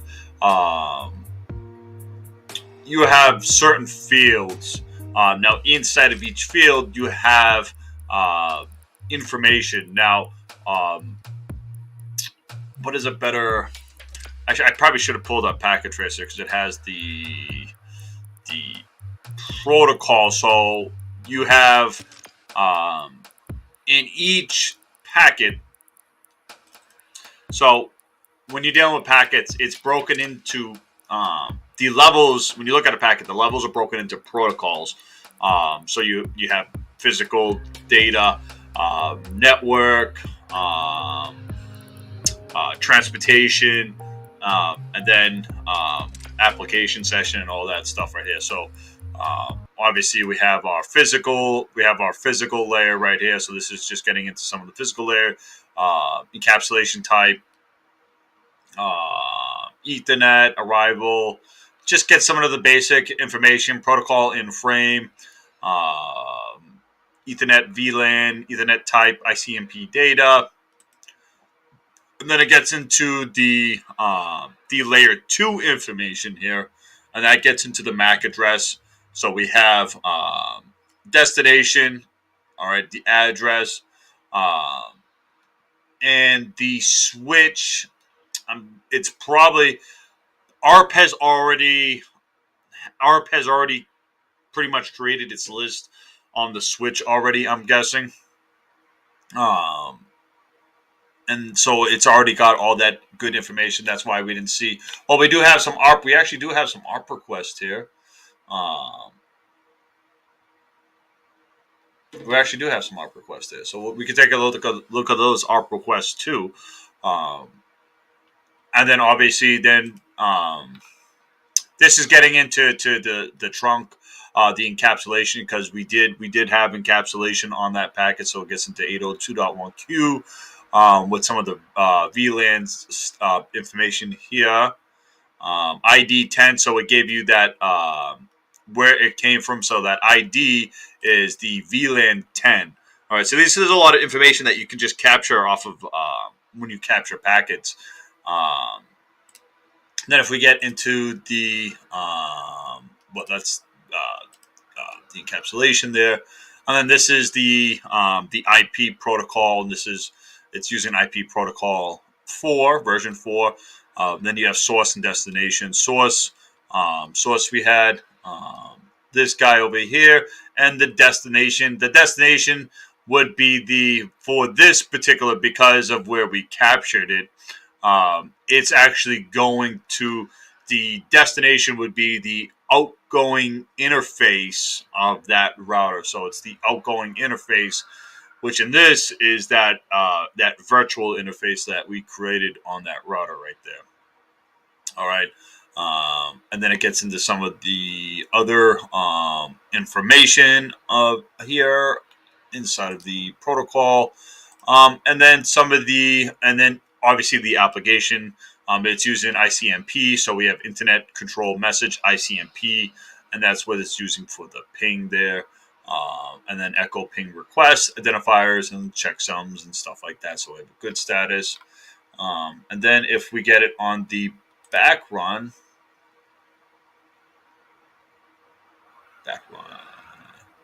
that's going, so the source, and this is it coming back. So this is the response. We can take a look at that. The reply. So this is the reply back that we're getting back from our desktop over there. But again, it's coming from the interface that it came from. So it's coming from the outgoing interface that the message came in, and then it's going out, and then its destination is obviously that. So this is just talking about some packets and some packet travel and stuff like that, and then it's going to be talking about ARP here, and we do have some ARP messages here. So as you can tell, some info is who is 192.168.10.1, tell 192.168.10.100. So again, these are these hosts just within its own segmentation, trying to fill out their ARP list and stuff like that. And again, so we could just see this is layer 1, layer 2, and then over here. So as you can tell, there's no IP. It's using the protocol type IP4, because there is a ARP for version 6 as well, for IP version 6 as well. And the request, so the ARP request is using IPv4, and you can see the senders and the targets addressing. So what I'm pointing out here is with the target's MAC addresses, as you can see, it's all zeros. Let me just move myself out of the way. You can see that the target MAC address is all zeros. That's because the host wants to know what that MAC address is, and that's why it's sending out that request there for that MAC address. So, all right. So that's just some simple stuff like that. As I guess we're talking about just some of the networking stuff, just like that. All right. So recalling from a previous task, that device can have two identifiers, a MAC address and an IP address. The ARP protocol, or Address Resolution Protocol for short, is the technology that is possible for allowing devices to identify themselves on a network. Simply, the ARP protocol allows a device to associate its MAC address with an IP address on the network. Each device on a network will keep a log of MAC addresses associated with others, with other devices.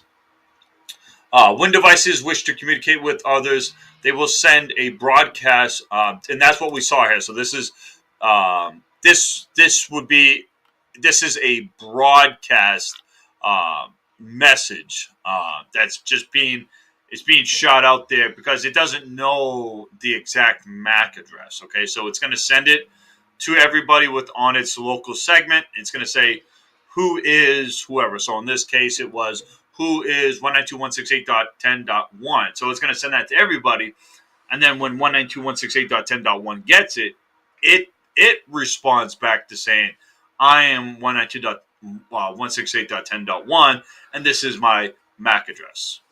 Okay.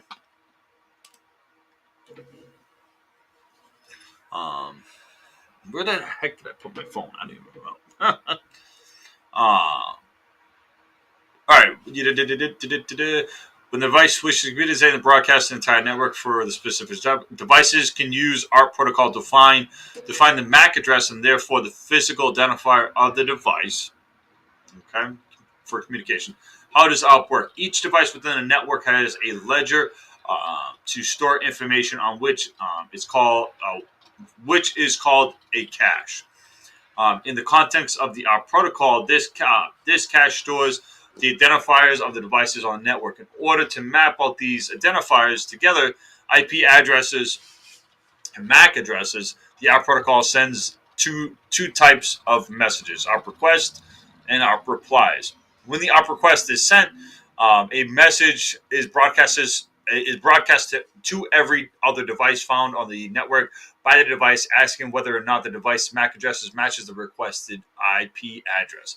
If the device does not have the requested IP address, an op reply is returned to the initial device to acknowledge this. The initial device will now remember this and store it within its cache. So if the device has that corresponding IP address, then it will reply with the op reply, send replying back with its MAC address. All right, and then that host that requested that will store that in its cache, and we can take a small look at that kind of here within the switch.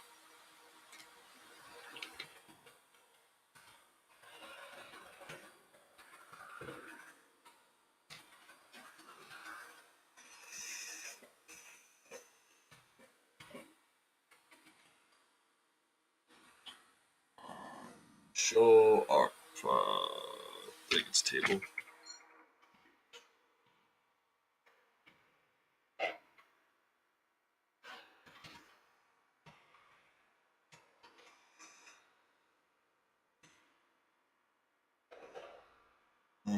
Access list.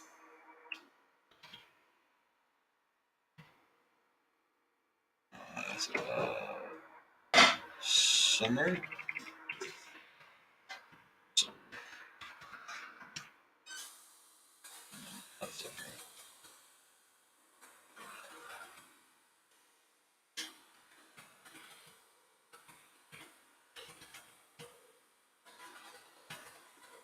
Forgotten all my commands again.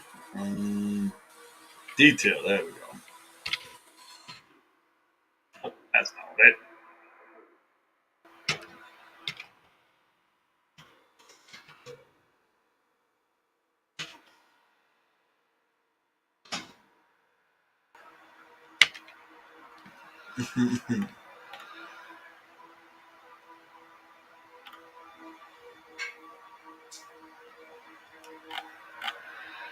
Oh, Mac, man, I am losing my mind.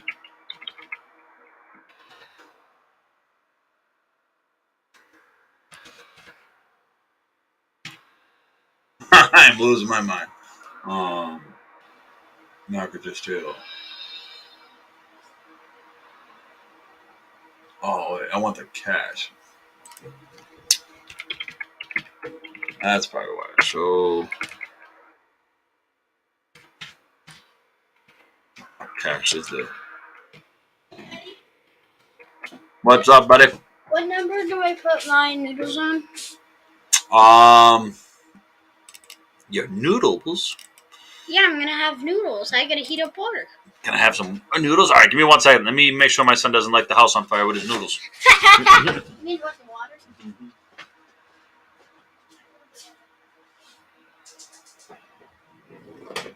You're welcome. All right, I saved the house. We will not have a fire today. Go to the router real quick.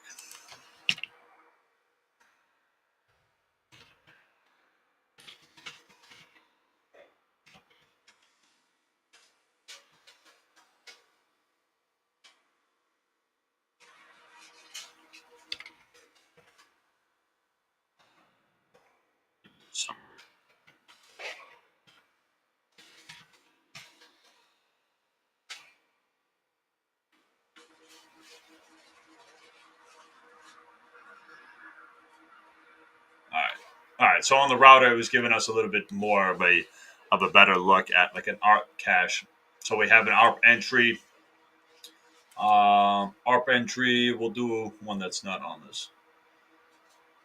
So ARP entry for 192.168. Yeah, let me just run that detailed report again.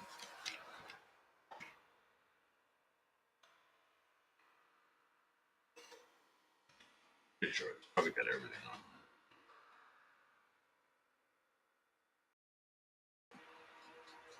All right, so it's got some good information on here. So we have an ARP entry for 192.168.20.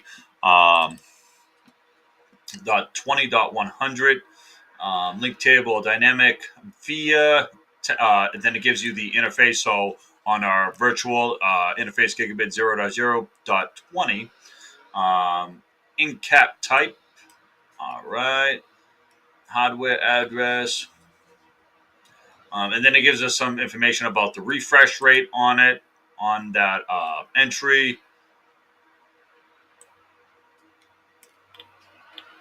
And this is just a little bit of like what an ARP cache, looks like on a router for the most part.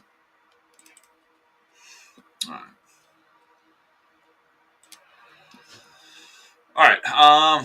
When an ARP request is sent, a message is brought. Yep, we've already read that. So it's kind of just populated out there. What does ARP stand for? Address Resolution Protocol.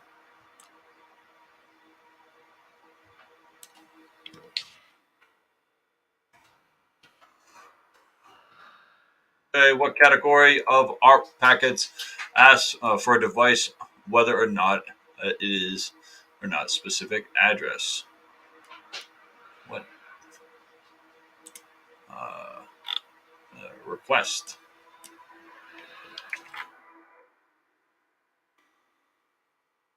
What address is used as a physical identifier for addresses on the network? MAC address.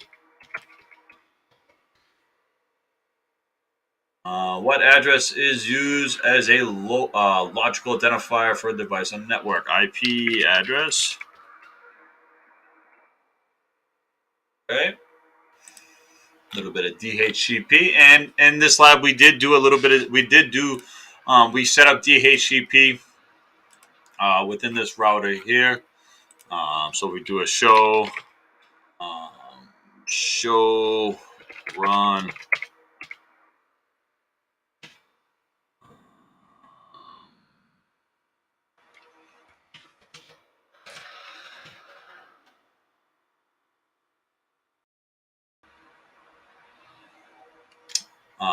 it shows we can get some DHCP information here. So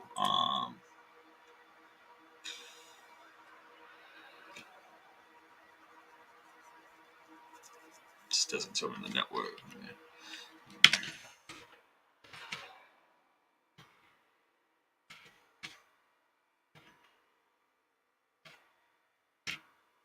It might show up a little bit more information.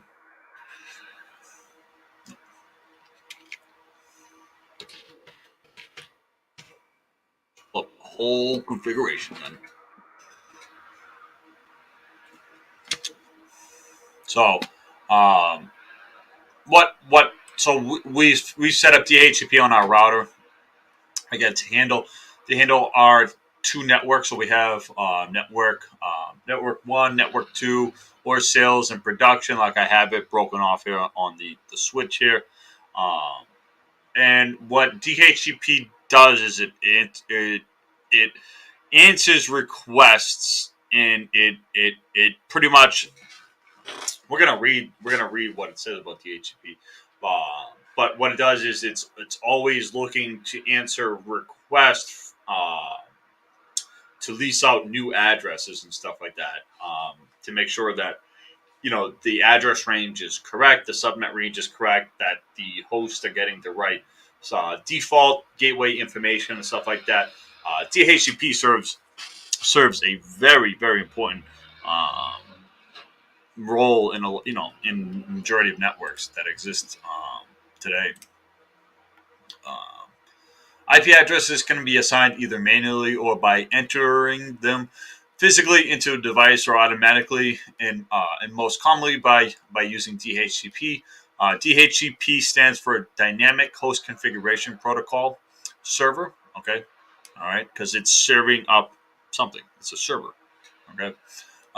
When a device connects to a network, if it has not already been manually assigned an IP address, it sends out a request. Okay, DHCP recovery. So DHCP has this thing, DORA, discovery. What is it? Discovery offer request, acceptance, acknowledgement, or accepting. So DORA, DORA, discovery offer. Discovery offer. request, and acknowledge. And those are the 4 steps of DHCP. So it sends out a request, so a DHCP discover, to see if any DHCP servers are on the network. The DHCP server then replies back with an IP address the device could use. So the DHCP offer, so it's offering, this is the server offering. Then the device sends back a reply confirming if it wants the offered IP address. So it sends back the request to say, okay, I will accept this. And lastly, the DHCP server sends a reply of acknowledging that this is completed. Then the device starts using the DHCP ACK. So that's the last step, the acknowledgement. Okay, and then boom, you have our IP address and all of our gateway information that we need. And here's just a nice little infographic of it. So DHCP discover, offer, request, and acknowledgement. Okay. What type of DHCP packet is used by a device to retrieve an IP address? Okay, so that is the what is that? The DHCP request.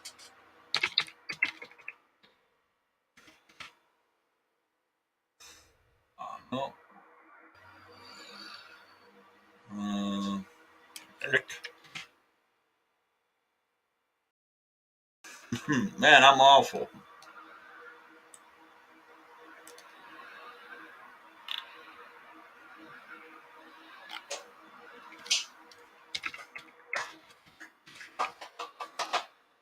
Discover.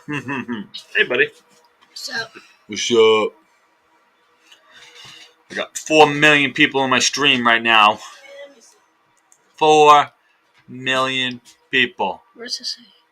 4 million. That's only 2. Ah! Bro, there's a difference between 4 million people and 2 million. Bro!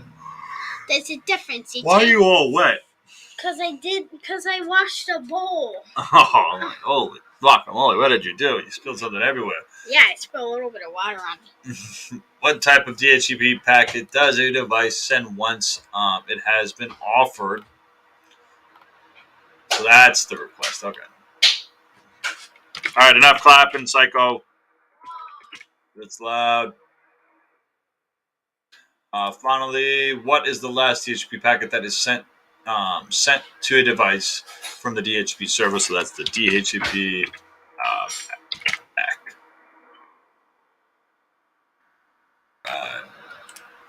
And the last,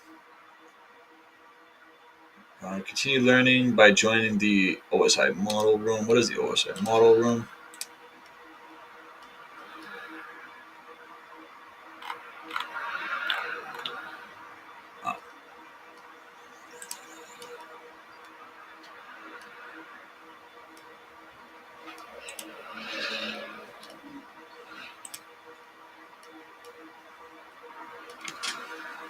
Okay. Boom, baby.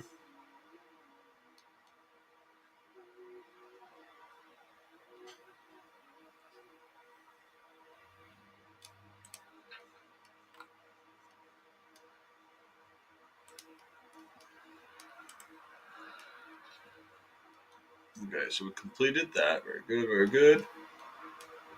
And we're on to the OSI model now. So again, it gives you a nice little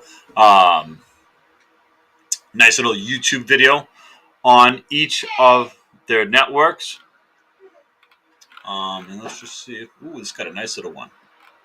It's gonna be fun to walk through. This is what we were just kind of talking through too.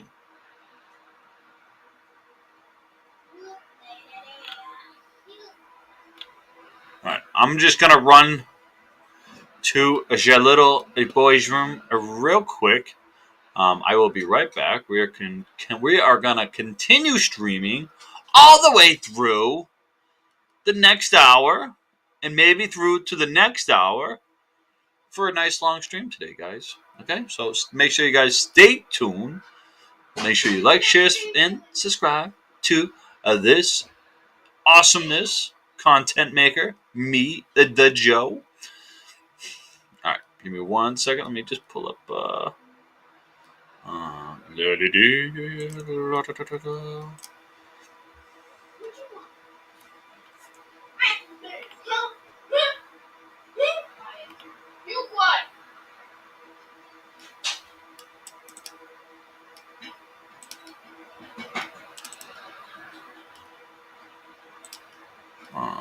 on, what should I play?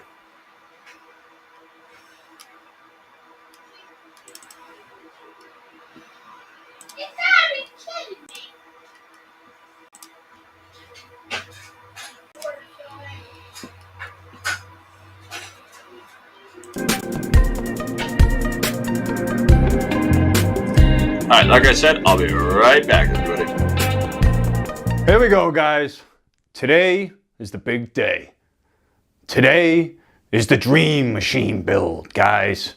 All right. All right, guys. Here we go. This is the big day. This is the day we all been waiting for. This is right here, the dream machine, guys. So what we're gonna do, I know everything's kind of blocking me right now. I just wanted you guys to kind of see, encompass, everything that's involved with the dream machine. And I know a lot of you computer guys out there, you're seeing a keyboard, monitor, and stuff like that. The reason why I have absolutely everything up here, guys, is because everything had to be purchased for this dream machine to be to come to life. I didn't have a keyboard, I didn't have a monitor, I didn't have any basic computer parts that most, when most people, I guess, build computers and stuff like that, they can carry over parts over from computer to computer. In this case, my case, starting from scratch, guys. Again, this is going to be my first computer I've actually ever owned. This is going to be my first computer I've actually ever built, and I'm doing it in front of you guys. I'm doing it with you guys. This is all. It's going to be my experience shared with you guys. I'm so excited, guys. I'm so excited. I've been so nervous ever since the Amazon driver dropped this off to me. I've been shaking ever since because this is 2 months in the making right now, guys. Yeah, and it's coming true right now.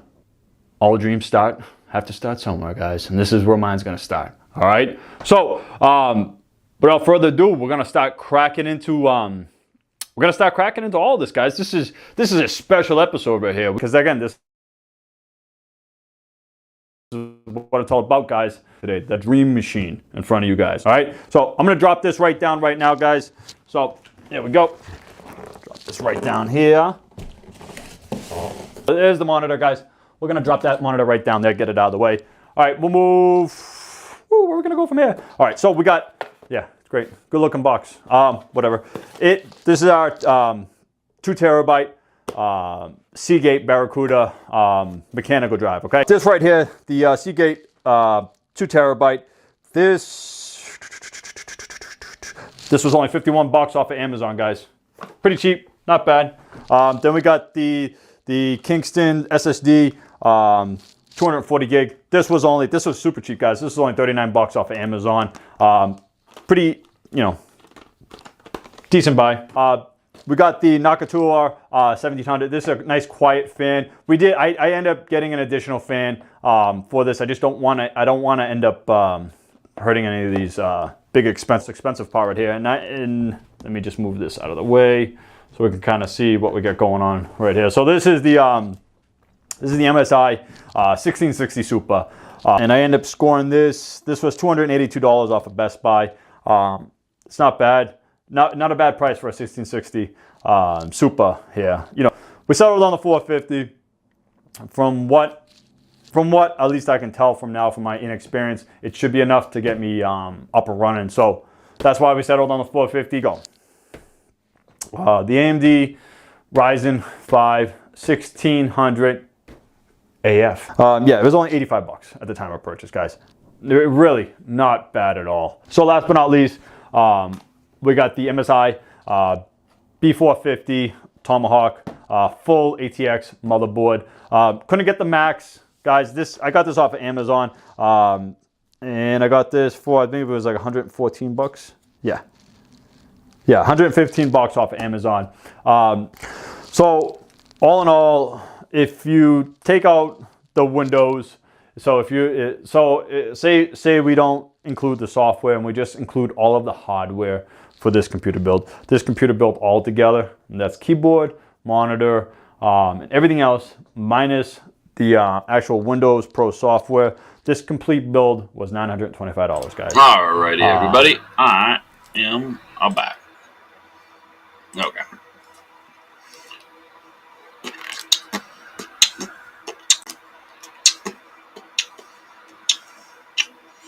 How we doing, everybody?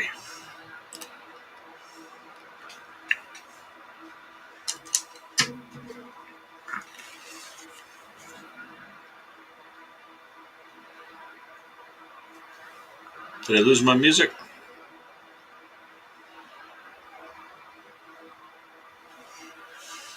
Did I lose my music?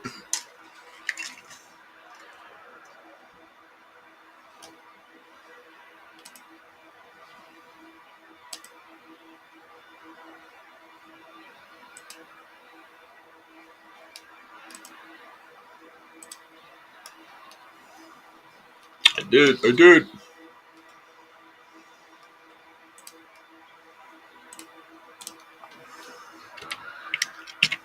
Hold on, guys. We need some music.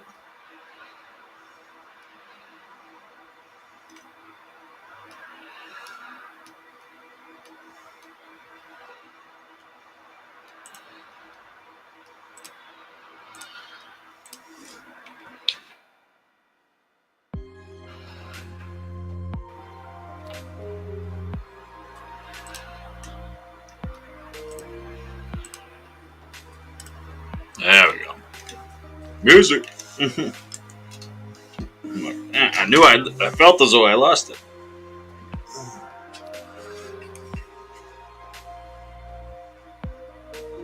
There it goes. Alright, we're good. Alright. We're back. Yeah, back to business, everybody. Alright, the OSI model. Alright, so the OSI model, or the Open System Intercommunications model. So you'll hear TCP, TCP/IP, OSI model, and you'll hear the back and forths of which one is better, yada yada yada. Obviously, everything is built off of the at least everything conceptually wise operates off the OSI model. Troubleshooting wise, a lot of people prefer to use the TCP/IP model just because it takes away. It doesn't take away. It just combines 3 layers of the OSI model that, for the most part, are they do operate differently. Just very similarly that they combine them. They resolve to combining them all on one layer and calling that the application layer. I believe that's what the TCP model calls it, the application layer. It's the top layer. Whereas the OSI model is a 7-layer model. Okay, so the OSI model is an absolute fundamental model used in networking. This critical model provides a framework dedicated to how all network devices will send and receive and interpret data. One of the main benefits of the OSI model is that devices can have different functions and designs on a network while communicating with other devices. Data is sent across network that flows. The uniformity of the OSI model can be understood by other devices. So there used to be other networking models that existed. Okay, what are some? I used to know some names off the top of my head, but there used to be other models that existed. Very similar, but different in their approach, because it used to be like the wild west, where every company would, their network engineer back in the 80s and early 90s was responsible for creating their own intranet, you know what I'm saying, their own little network. And then they would design and build, you know what I'm saying, what they needed to provide the service to their employer. But as the need for standardization progressed, and obviously the networks became connected when we got the global internet, we needed a standard form of communication that everybody would communicate on. And that's what the United States government, professors at MIT, and all these other big and bright and smart people all got together, and they created a group, and then they created the OSI model. Okay,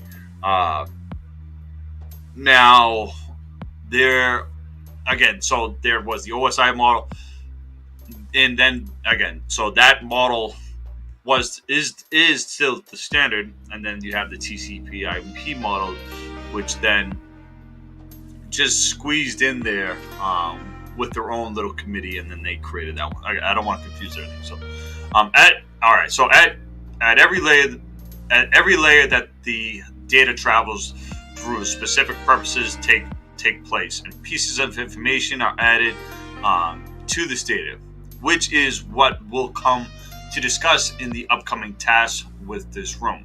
However, for now, we only need to understand that the process is called encapsulation, and what the OSI model looks like in the diagram. So, excuse me. As the data is coming down, pretty much.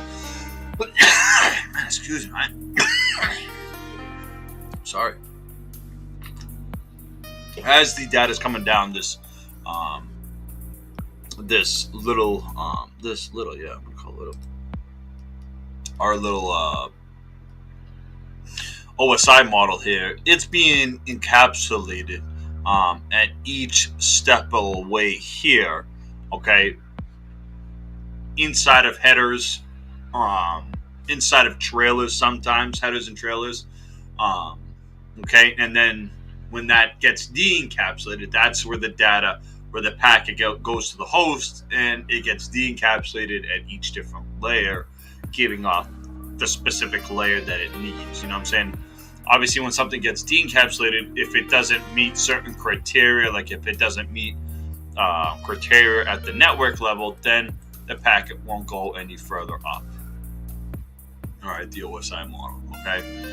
Or if it doesn't meet certain criteria at the data link level, then it won't go up. Same thing with physical. So if you don't have a connection, obviously we can't send anything. If it's not supposed to be in that same VLAN, it's not going to connect. If it's not supposed to be in that network, it's not going to connect. Obviously, and then we can get into layers at transport, and we can get into some other security layers at session, and then at application too. We can have some security stuff too as well, to mitigate messages getting all the way through. So that's the little breakdown so far, I guess, with what I know of the OSI model. What the crayon? Okay. What does the OSI model stand for? So that is the open source interconnection model. Interconnection. Open systems interconnection. How many layers and digits does the OSI model have? That would be 7. What is the key term for when pieces of information get added? So that's encapsulation.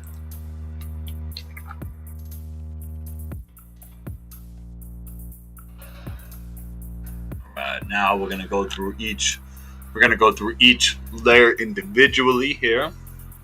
Very nice. All right, so the application layer of the OSI model is the layer that you'll find most familiar with. This familiarity is because the application layer is the layer on which protocols and rules are placed to determine how the user should interact with the data sent or received. Everyday applications such as email clients, browsers, or file server browsers, software such as FileZilla, provide a friendly GUI graphical user interface for users to interact with data sent or received. Other protocols, including DNS, domain name system, which is how website addresses are translated into IP addresses. Other protocols include DNS. So that's just bringing up some of the stuff about the application layer itself. Again, it's just it's the layer that pretty much sets the rules to how the user is going to interact with this data that it's being sent and received. So it's the interaction part of how that user is going to touch that data. So we got application. What is the name of the layer? Application. What is the technical term that is given to the name of software that users interact with? There's a technical term that is given to the name of software that users interact with. Oh, GUI, graphical user interface. For a second, oh god. All right. Presentation. Layer 6 of the OSI model is the layer in which standardization starts to take place. Because software developers can develop any software such as email clients difficultly, the data still needs to be handled in the same way. So they can develop them differently, but the data still needs to be handled in the same way, no matter how the software works. This layer acts as the translator for data and for the application layer. The receiving computer will also understand data sent to a computer in one format destined for another format. For example, when you send email, the other user may have another email client than you do, but the contents of the email will still need to display the same. Security features such as data encryption, like HTTPS, when visiting a secure site, occurs at this layer too. So it just gets into some of the protocols and what this layer, the presentation layer is pretty much responsible for. So what is the layer? It is presentation.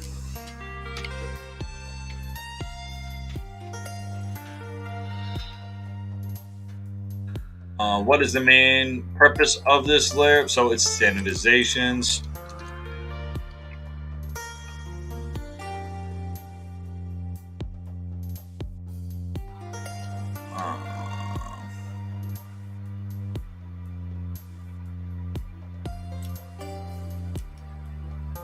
It acts as a translator.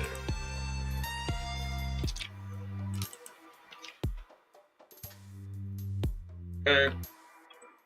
Moving on. Next session.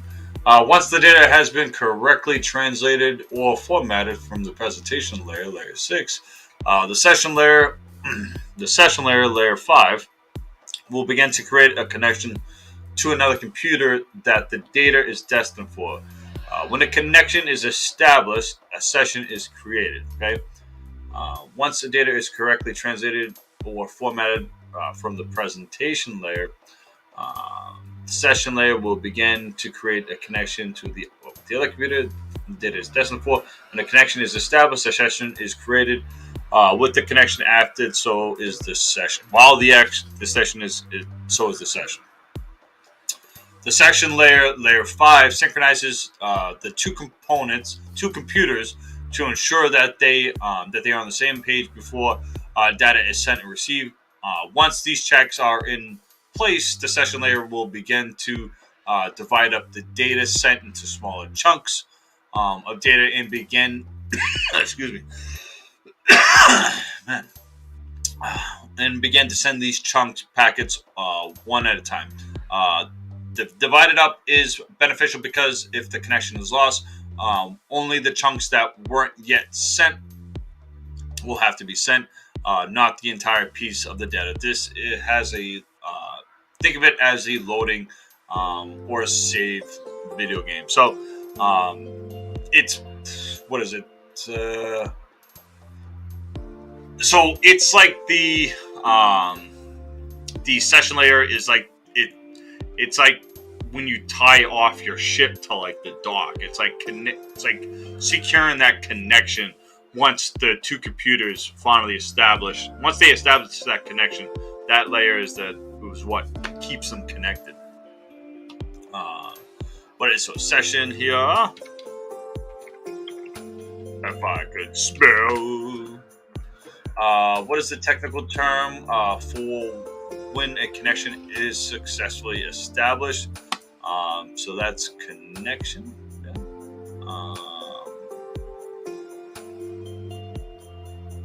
Session. Wait.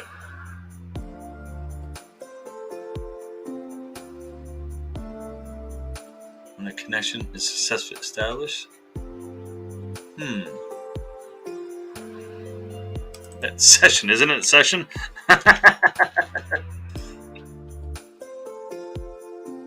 Aha! Session.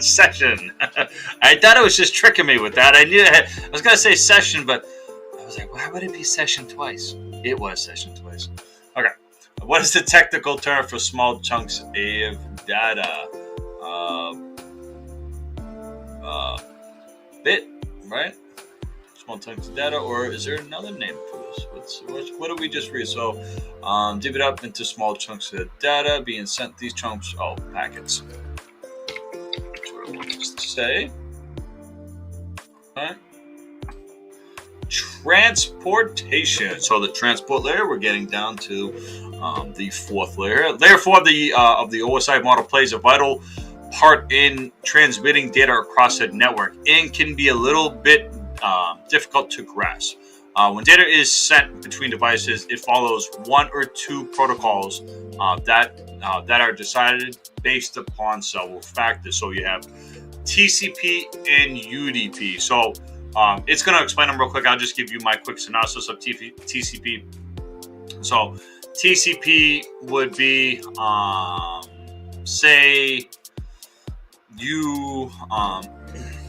you're watching a video, a streaming video, and not my live stream, but say you're watching a movie, okay, online. You wouldn't want that movie to keep skipping, okay? Well, you wouldn't want that movie to say, if it had to skip, you wouldn't want it to take out chunks of it. You might want it to say, like, slow down, you know what I'm saying? And maybe try to intercept some of that information before proceeding on, okay? With TCP, that's what you would get with TCP. So TCP would say it would want some of that data, extra data, so if it was to lose connection, it would seem almost seamless, okay? And if there was an issue with the connection, it would be able to throttle that connection, you know what I'm saying, to support trying to get a better connection. Where UDP is pretty much not secure, meaning like it's not gonna, if it starts dropping packets, it's not gonna go back and try to request those packets back. If it drops them, it drops them. It's like a phone call. You wouldn't want to be on a phone call, and then all of a sudden, if it starts skipping and stuff like that, even if it got, you wouldn't want to requesting that information back and playing it back to you while you're still continuing on your phone call. You would want to just drop that, be able to reconsume connection, and ask the person if they can repeat themselves or just continue on with your conversation. So that's a little bit of TCP and UDP real quick. All right, let's begin with TCP, the transmission control protocol. Potentially hinted by this name, this protocol is designed with reliability and guarantee in mind. This protocol reserves a consistent connection between the two devices for the amount of time it takes for the data to be sent and received. Not only is TCP incorporates error checking into its design, error checking is how TCP can guarantee that data is sent from the small chunks in the session layer 5, has then been received and reassembled in the same order. So again, it's going to number it numbers the packets being sent. So it says, okay, I'm going to send packet 1, and then it's going to wait and say if it receives that reply. Okay, it's going to send packet 1, and it's going to send packet 2. It's going to send packet 3, and then it's going to wait for these responses to come back from the host that says, okay, I received packet 1, I received packet 2, I did not receive packet 3. Can you send packet 3 again? And then it's going to say, okay, here's packet 3, packet 4. It's going to pick up again, stuff like that. And then there's also things windowing and stuff like that it gets into. All right, let's summarize the advantages and disadvantages of TCP in the table below. Advantages of TCP: guarantees the accuracy of data. Disadvantage of TCP: requires a reliable connection between the two devices. If one small chunk of data is not received, then the entire chunk of data cannot be used. All right. So if one small chunk of data is not received, then the entire chunk of data cannot be used. So it's saying this is not, it's not good. That's just how am I saying? Like, again, like if you were if you're watching a movie, you wouldn't want it to just give you, to just, how am I best explaining this? Let's just continue reading. Capable of synchronizing two devices to prevent each other from being flooded with data. Disadvantage: a slow connection can bottleneck another device, as the connection will be reserved on the receiving computer the whole time. Advantage: performs a lot more processes for reliability. Disadvantage: TCP is significantly slower than UDP because more work has to be done by the device using this protocol. So again, not measuring, but I guess when it comes to windowing and stuff like that, but counting the packets, making sure that the packets are being sent. So there's more processing on both ends of the connection. That again can hamper the connection, can actually slow it down. We have UDP where it doesn't worry about any of that stuff. It doesn't care, and that's just there's benefits to that too. Obviously, there's a disadvantage to it, but there's benefits to it as well. All right. Here it gets into a we're going to explain it. So TCP is a situation such as file sharing, internet browsing, or sending emails. This usage is because the services requires the data to be accurate and complete.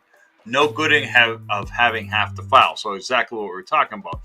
You wouldn't want to send an email and only portions of that email come through.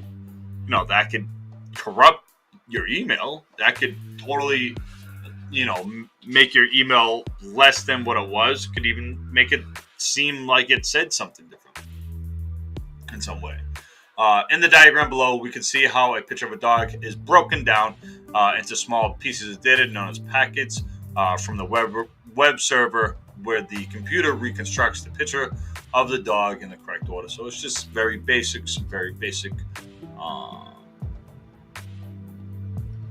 It's showing a good graphic of a TCP connection. Man, I tell you, now that it's warming up, these boys are going ham on these motorcycles and these cars on this street. It's such a busy street. You wonder, and it's curvy too. There's no straight spot on it. You wouldn't wonder why these guys go ham. I mean, they're only going to get about a couple feet before they're going to hit somebody. It's retarded. So excuse my language. Now let's move into UDP. So user, just vibrated. So user datagram. User datagram. This protocol is not nearly as advanced as its brother TCP. It doesn't boast as many features or offers by TCP, such as error checking, reliability, and in fact, any data that gets sent via UDP is sent to the computer whether it gets there or not. There is no synchronization between the two computers or guarantee. Just a hope for the best and fingers crossed. It's gonna obviously we're gonna talk about some advantages and some disadvantages. So advantages of UDP. UDP is much faster. Disadvantage: UDP doesn't care if the data is received. We talked about that. UDP leaves UDP leaves the application layer, the software, decide if there is any control over how quickly the packets are sent. Disadvantage of that: it's quite flexible to software developers in a sense. So they're saying that because maybe a software developer can go a little ham with their imagination when it comes to developing something using the UDP protocol. So another advantage: UDP doesn't reserve a continuous connection on a device as TCP does. Disadvantage: this means that unstable connections result in terrible experiences for the users. So that's where you get the interrupted services and stuff like that. Just check it on the music, guys, to make sure everything is still up and running. It still sounds good. And that's where you'll get interrupted services. But again, there is in some instances where that is the standard, and that's what you're actually looking for in a connection when you're trying to communicate, like a phone call or something like that. All right. Using some examples as before, we can see how that only packet 1 and 3 were received by the computer, meaning that half the image is missing. So it's got this nice, cool little a doggy with his little tonguey sticking out. It's pretty funny. UDP is useful in situations where there are small pieces of data being sent. For example, protocols used for discovering devices ARP and TCP that we've discussed in the LAN room, or larger files such as video streaming, where it's okay if some of the parts of the video pixelate. Pixelating are just lost pieces of data. So when you see my stream pixelate, it's just a UDP connection. So it's trying to render a lower resolution so it can pick back up to where it kind of was. You know what I'm saying? So you see that pixelation happen because it's trying to hold on to a couple of images while it's trying to render something new. Something like that. All right. What is the name of this? So it's transport. What is TCP? So transmission control protocol.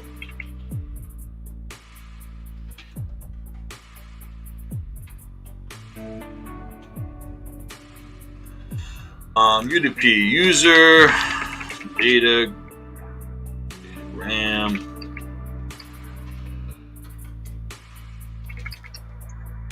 protocol. What protocol then guarantees TCP? What protocol doesn't care if the data is received or not? UDP. What protocol would in applications such as emails client want? That would be TCP. What protocol would be an application that downloads? What protocol would an application that downloads files use? TCP. What protocol would be an application for streaming video? UDP. All right, moving along. Take some of my shelter water. I'm very good now. I'm very good. All right. The third layer of the OSI model, network layer, is where the magic of routing and reassemble of data takes place. For these small chunks of from these small chunks to larger chunks, firstly routing simply determines the most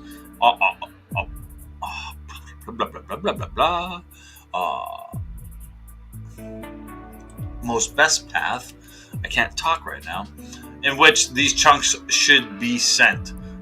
With some protocols at this layer determine exactly what is the optimal. There you go. Optimum path that data should take to reach a device. We should only know about their existence at this stage of the networking module.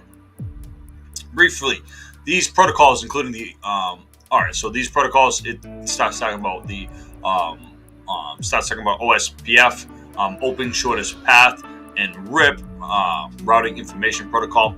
So routing protocols pretty much run the big internet. So BGP, ERGRP are some of the bigger routing protocols and stuff like that. BGP being the biggest, which runs the big global internet.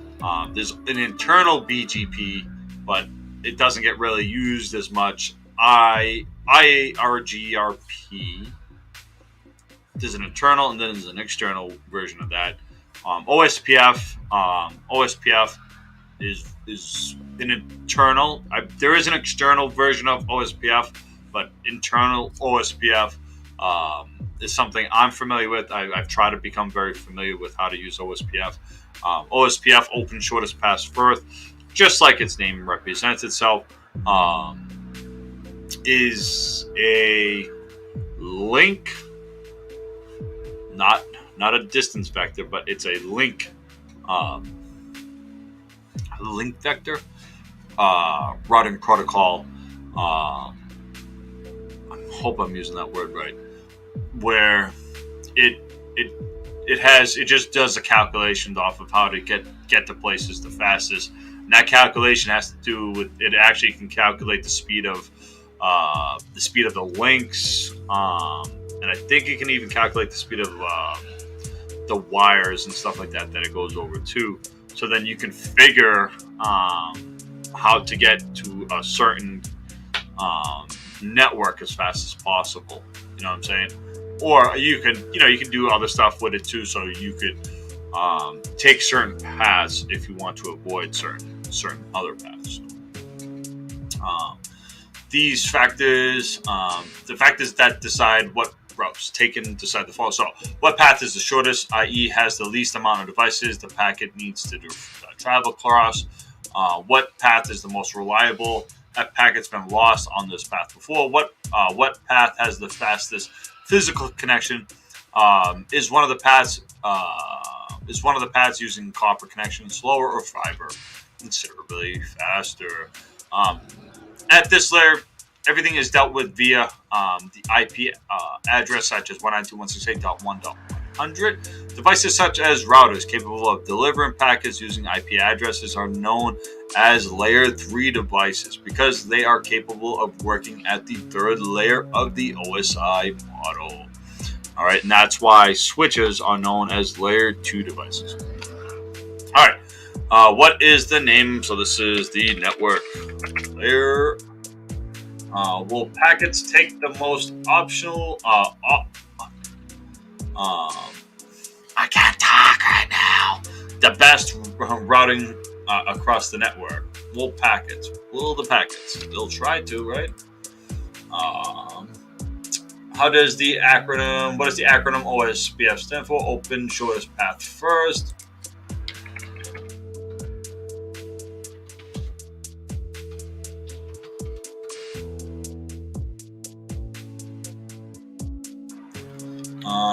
What does the acronym RIP stand for? Routing Internet Protocol. What type of address are dealt at this layer? IP addresses.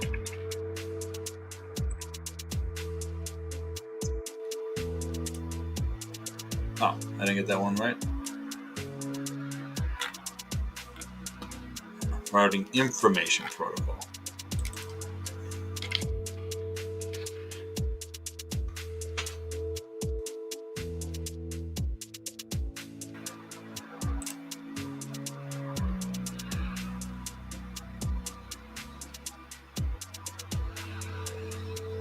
What type of addresses are dealt with at this layer?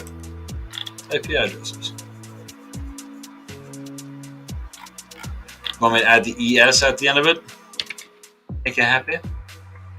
That's all it wanted. It wanted the ES. It wasn't happy with IP address. It wanted an ES. Well, there you go. All right. Let's continue on here, guys. How's everybody doing? Welcome again to everybody to the stream. Make sure you guys like, share, subscribe to all my social media accounts out there. If you look in the description, I believe on every one of them you'll see it. I got signed up on All My Links. It's a free service, guys. Make sure you guys check out allmylinks.com. I want to say, I don't know. There's so many of these things today, but it's in my description, guys. If you want to check it out, it has all my links to all my social media links out there, and they don't cancel. They don't do anything to anybody like that. So if you guys want to check them out, make sure you guys check them out. Libs of TikTok is on there now. All right. All right. Let's continue on here. All right. So layer 2, the data link layer. The data link layer focuses on the physical addressing of the transmission. Okay, it receives a packet from the network layer, including the IP address from the remote computer, and adds in the physical MAC address, the media access control address of the receiving endpoint. Inside every network enabling computer is a network interface card, so NIC, all right, which comes with its own unique address to identify it. MAC address are set by the manufacturers and are literally burnt into the card. They can't be changed, although they can be spoofed, and we're going to get into spoofing MAC addresses too in later labs. When information is sent across the network, its actual physical address that is used identifies where exactly send the information. Additionally, it's also the job of the data link layer to present the data in a format suitable for transmission. What is the name of the layer? Data link.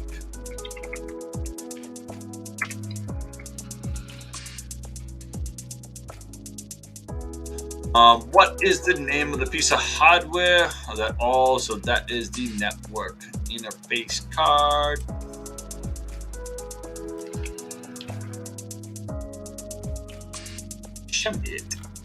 All right, let's go. All right, the last layer to the OSI model, the physical layer. This layer is one of the easiest layers to grasp. Put simply, this layer references the physical components of the hardware used in the network, networking in the lowest layer that you will find. Devices use electrical signals to transfer data between each other layer in binary numbering, ones and zeros, binary, guys. For example, Ethernet cables connecting devices in the diagram. So hopefully you guys are pretty familiar with what Ethernet cables look like. I believe I've even streamed how to make them and stuff like that. I got a couple of the different ones here. This is one of my actual favorite ones.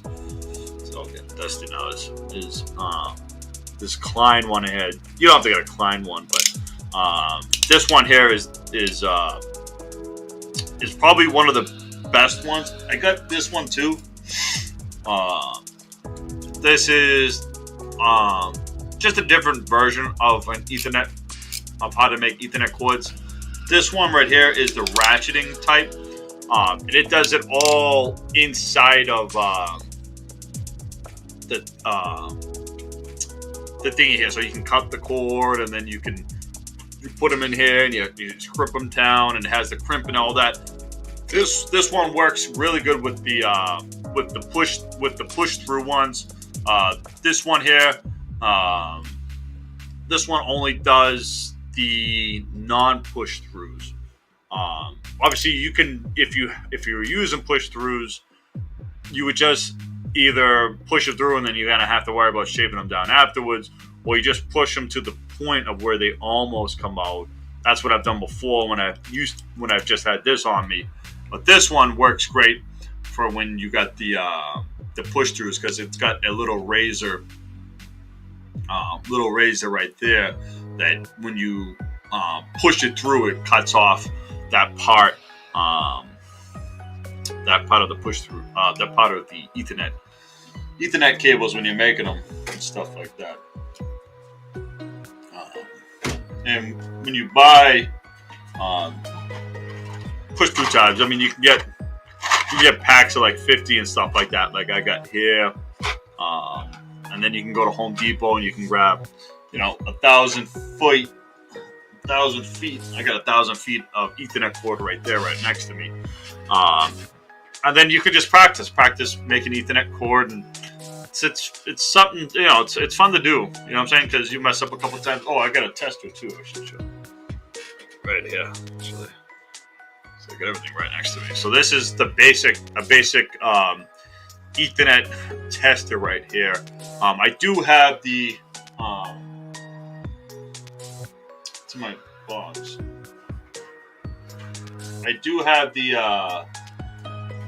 I do have the bigger one with the it has the remote tabs, so you can say if you're working on a rack. Let me just refresh my camera because it looks like I lost its focus on me for some reason. Jeez. The lighting's going off. It has the remote tab, so if you were doing something on like a rack or something like that, and you were trying to find out where everything was, you would just plug them in, and you'd be able to remote hook up to this and stuff like that. So this is a basic, nice, easy one, and this comes off remotely like that as well. So you could just take this to the end. So if this was in a different room or something like that, the range, I think the range is actually pretty decent, pretty far. I haven't really tested the range, but then you just plug right here. I just do it. I'll sit right here, and if I gotta make a couple, I'll just sit here and I'll just connect one end, connect the other end as I'm making them, and then press this, and then it'll tell you if you got a short or not in it, and then you'll know if you have to do them all over again. All right, so yeah, so the physical layer, this layer is the easiest to grasp. Put it simply, this layer references the physical components and the hardware used in the networking, and its lowest layer that you'll find. Devices use electrical signals to transfer data between each of the devices in binary numbered format, ones and zeros. All right. For example, Ethernet cables connecting such as these. Okay. So this is the physical layer.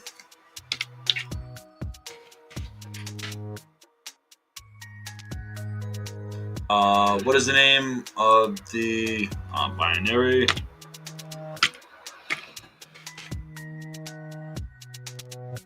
What is the name of the cable? Ethernet.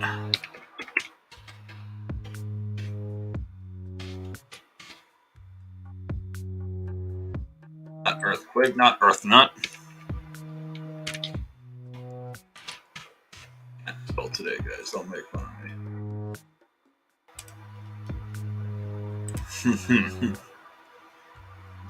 Alright. Alright, so let's view the site now. What's this cool little thing? Alright, try to hack me. OSI dungeon. Insert your coin. Ooh, this looks fun, guys. I don't know if it's got any noise on it. Does it have noise? I think it does.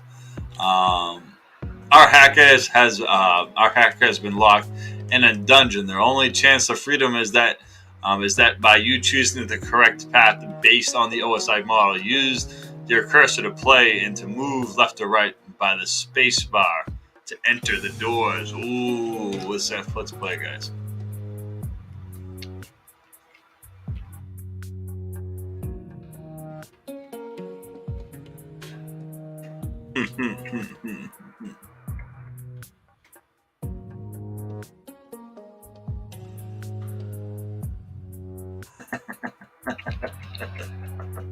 This is fun, like I said. So this would be fun for like a kid to play with. Not like a kid. I'm saying like a young adult that's getting into that's trying to get into this to learn. This would be a nice platform that would be able to be interested to them. It's interested in me. This was pretty fun. We're not hacking it. Having fun.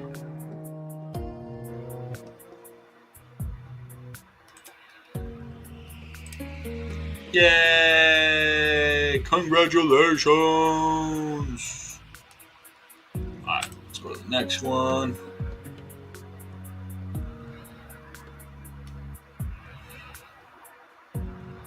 Right, so there's packet and frames. Oh, this looks good. We don't need to start the attack box or anything like that. Alright, let's take a swig of my seltzer water. Oh, I went down the wrong night. Sometimes seltzer water's so fizzy. It hurts. Alright, packets and frames. What are packets and frames? Alright, packets and frames are small pieces of data that, when forming together, make larger pieces of information or messages. However, they are two different things in the OSI model. A frame is at layer 2, the data link layer, meaning that there is no such information as IP, meaning there is no such information as IP addresses. Okay, a frame is at layer 2. The data link layer, meaning there is no such information as IP addresses. Think of this as putting an envelope within a envelope and sending it on its way. The first envelope will be the packet that you mail, but once it's open, the envelope will still exist and contain data. That is a frame. This process is called encapsulation. When we discussed in room 3 the OSI model at this stage, it is safe to assume that when we are talking about anything IP addresses, we are talking about packets. When encapsulation information is stripped away, we're talking about the frame itself. Packets are an efficient way of communicating data across the networking devices such as those explained in task 1. Because this data is exchanged in small pieces, there's less chance of bottlenecking occurring across the network than large messages being sent at once. For example, when loading an image from a website, the image is not sent to your computer as a whole, rather than small pieces when it is reconstructed at your computer. Take the image below as the illustration of this process. The picture of the dog is divided into 3 packets.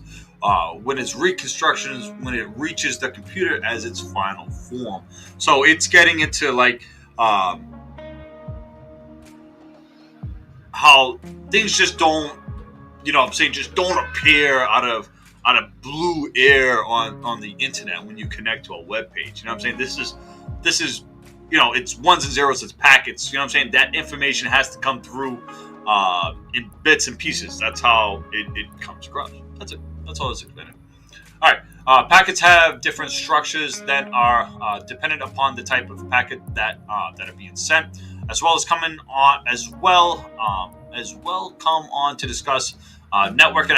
Networking is full of standards and protocols that act as set of rules on how packets is handled on the device. With the internet, predicted to have approximately 50 billion devices connected by the end of 2020. We're already past that now. Things quietly can get out of hand if there is no standardizations. Obviously, we already have standardization. The OSI model is part of that standardization. IPv version 4, IPv version 6. These are all the standardizations. All the RFCs, you know what I'm saying?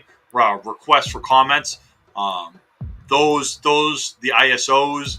Those are a lot of the standardizations and stuff like that have gotten us to this point where, you know, I can live stream here where I'm at all the way to, you know, somebody in the Sahara Desert. You know what I'm saying? If they got an internet connection with some Elon Musk Starlink, they can pick me up live on YouTube, Twitch, and Rumble. Make sure you guys, if you do that, make sure that you do subscribe on all of them too. Okay? And share. All right, let's continue with this example of the internet protocol. A packet using this protocol will have a set of headers that contain additional pieces of information to that data that is being sent across the network. Some notable headers. So headers. This is again, every time it's being encapsulated, it's going down that OSI chain. It's being more headers and trailers. Sometimes trailers are being added on to this data here. So header description. So you have time to live. The field that sets an expiring timer for the packet to not clog up the network if it never manages to reach the host or escape. Checksum. The field provides integrity check-in for a protocol such as TCP/IP. If any data is changed, the value will be different from what it was expecting and therefore corrupt. Okay. Source address, the IP address of the device that the packet is being sent from, so that the data knows where to return to. Destination address, destination IP address of the packet of being sent, so the data knows where to travel next. And then when we took a look at our packets that we had here over in Cisco Model Lab, we had the ICMP messages here, and we took a look at some of that. So again, here's our layer 1 information. All right, and then we get into layer 2 here with the MAC let me open that again, with the MAC address information again. So we have, let me get my little pen out. So we have destination, okay, and then we have the source right here as well. So here's the source MAC, all right. Here's the dest MAC, okay, and then if we continue on from there, this was being trunked over. It was being encapsulated over an 802.1 virtual LAN with the ID 10, because we were going from here all the way to this host over there. Okay, and we picked up on that too as well. All right, then under the internet protocol, so under the network layer, okay, that's when we get into this part of the whole entire packet. And I'm going to call this a packet, even though it's combining all of the layers in there. The reason why I'm calling it a packet is just for the sense that that's what we would generally call this. Is I captured a packet. All right, even though it does combine everything, all the layers there. Okay. So again, here's some source, destination in that packet that we captured as well. Okay. All right. So let's go back to TryHackMe. All right. You know what I should have pulled up? If I did pull up, yeah, no, that all that's right here too. Here's the checksum right here. Sorry, sometimes I go on. Sometimes I play on Packet Tracer too, and when I'm capturing packets on Packet Tracer, it looks different because you get that nice little thing that looks like a little packet on it. But then when you do it on Wireshark, it's different, and then on here, it's a little bit different. It's just on how you just look at them. So here's some of the header checksum right here for it's saying unverified for right now because this was the initial request. So this was the initial request when we had sent it out. And then if we have reply back, there's reply back. Oh, verification disabled. Oh, that might be because it's just a ping, because that's all this was. So I don't know if checksums verify on a ping. Oh, wait. Here we go, right here. Here's the checksum with the verifying correct. All right, checksum stats good. Okay, there it is right there. Okay, so we did get a good checksum back on that right there. Yes. Okay. Very good. That's what we were looking for right there. It does have some sequence numbers. There's another sequence number right there as we continued on with our sequence 1. This should be 2 now, right? Where'd this come from? Oh, here's your time to live right here. So we have our time to live. Flags. This was... which one was this? Request. So this was the second request. Yeah. So here's the checksum. So this was the second request. I got it right. Or does it start at 0? It might start at 0, 1, 2, 3. So this is either the third or the second one. But we have our checksum, time to live value set at 64. 64 is the standard. AA data. AA data, not too familiar with data. But this is just looking at the packet and a little bit more of an in-depth look at just taking a look at some of the actual packet information here. All right, let's continue on here. Talked about that. All right. What is the name? What is the name for the piece of data when it does have an IP? What is the name for a piece of data when it does have an IP addressing information? What is the name of the data?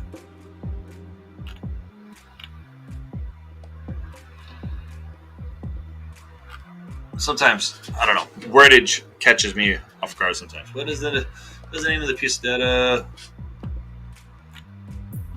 Oh, packet.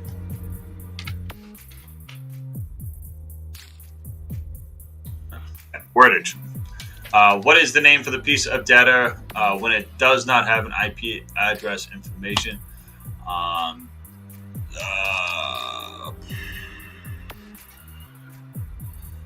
It's a not packet. It's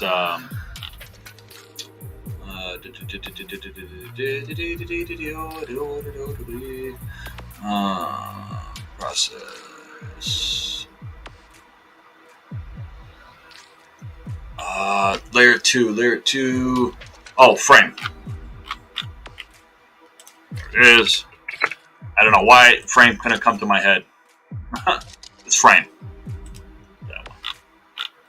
So it just said if a piece of data came through without an IP address, what would that be? That would be a frame that came through.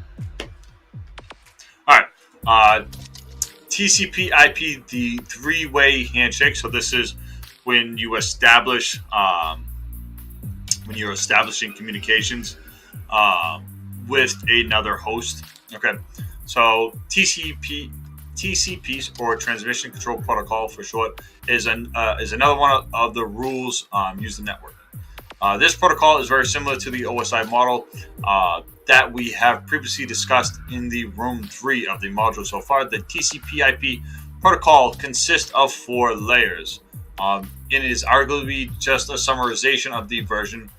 Oh, so this is, yeah, so it's just summarize. It's just talking about the TCP/IP model now and the three-way handshake.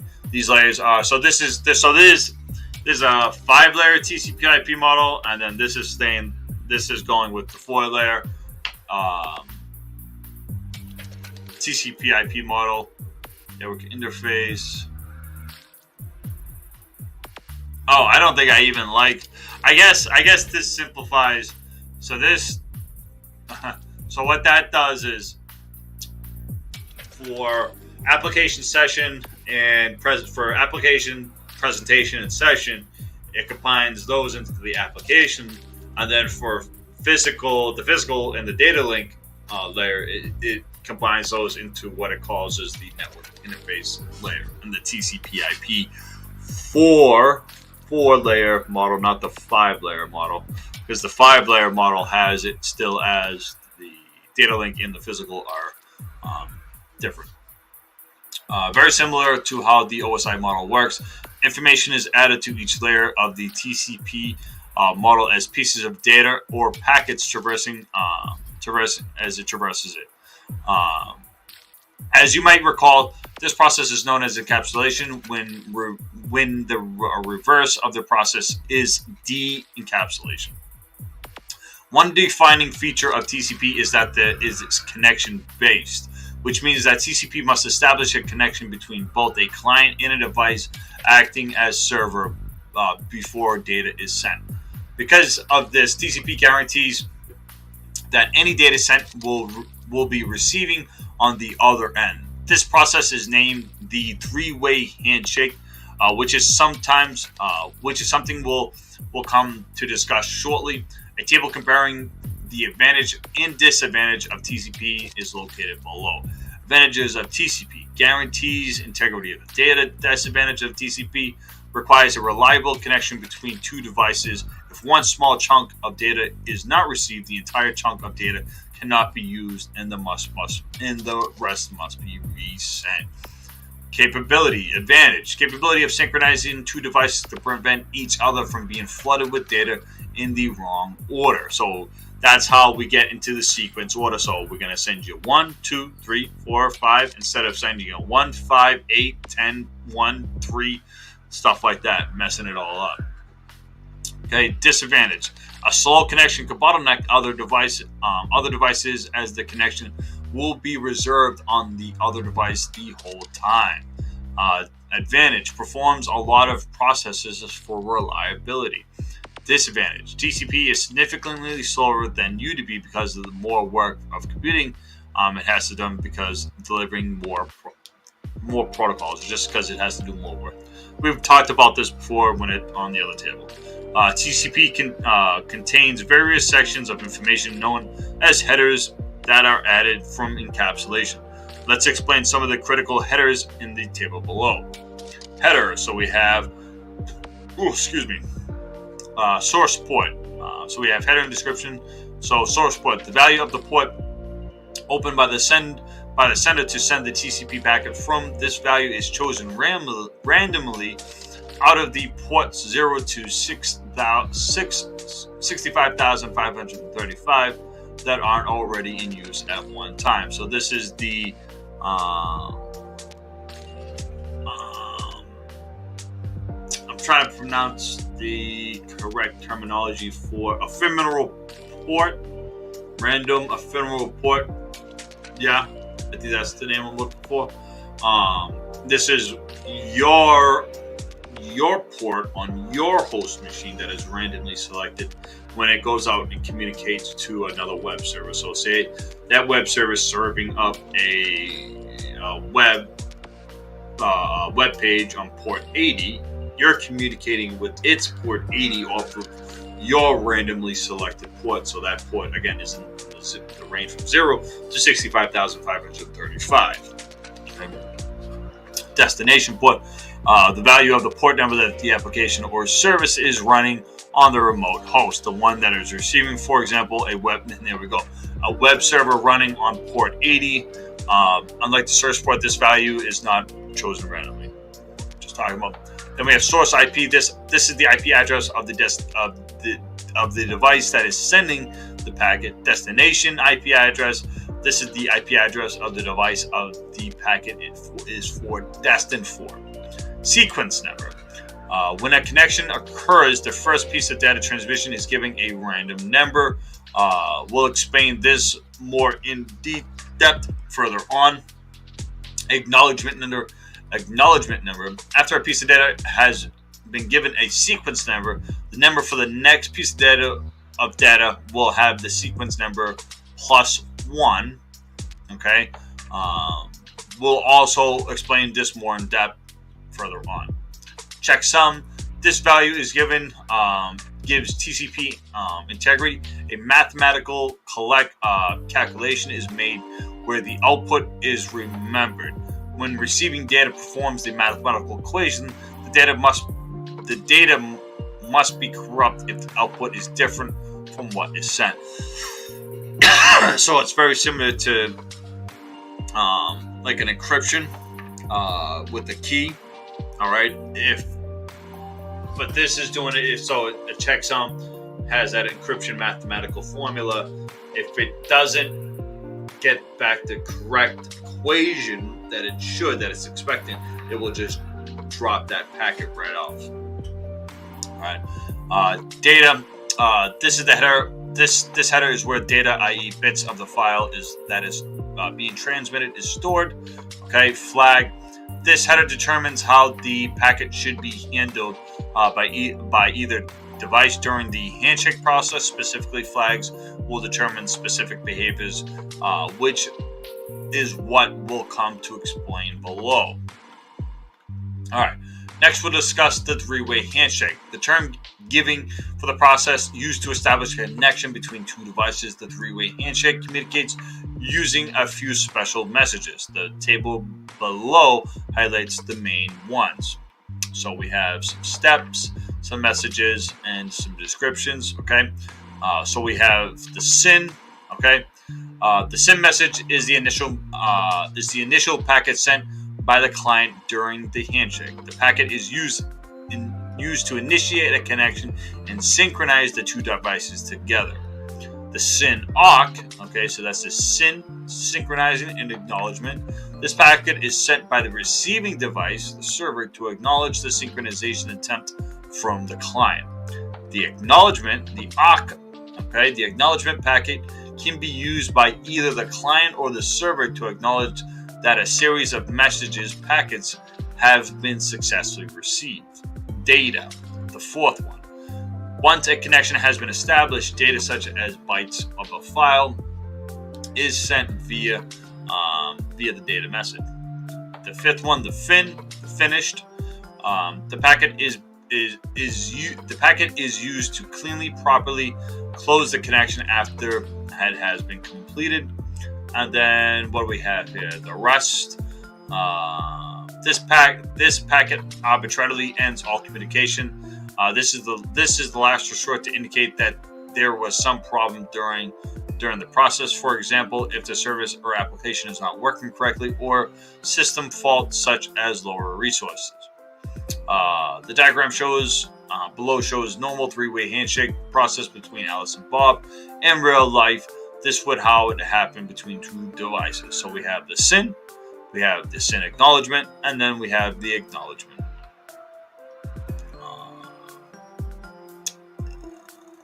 I guess I would have to, if I was to pull up, I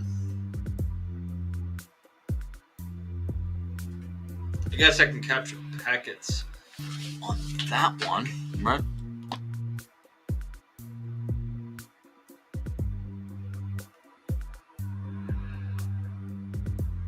Yeah, we just have to. Yeah. Oh wait, there's no web server.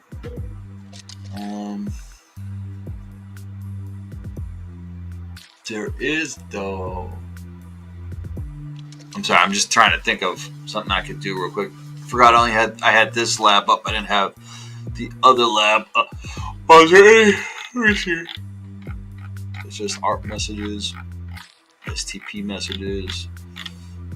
Yeah, that's the only things I got. I'm just trying to see if I caught any of those messages when I did my packet capture. All right, we'll just continue to move on, guys. All right, Any sent data is given a random number sequence in it. Well, my voice cracked like I'm 12 again. And is reconstructed using the number sequence in incrementing by 1. Both computers must agree on the same number of sequences for the data to be sent in the correct order. The order is agreed upon during these steps. So that you have the SYN client. Here's the initial sequence number, the ISN initial sequence number, the synchronizing with 0. SYN AUX server. Here's my initial sequence number, ISN. The sequence to synchronize with 5000. I acknowledge your initial sequence number of 0.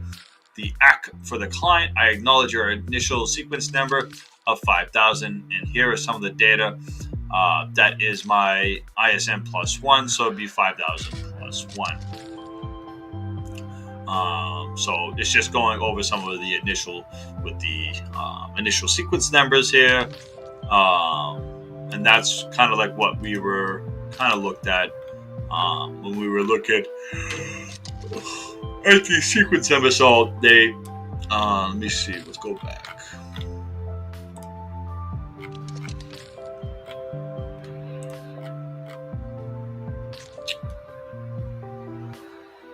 So 00 for the initial sequence number. Oh wait, we would have to wait till we get the reply back.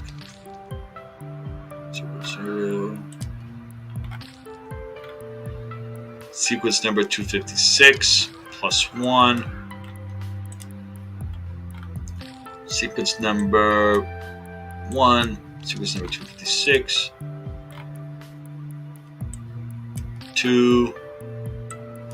256, so it doubled. Yeah, it doubled 256. 2, and then it added 256 again.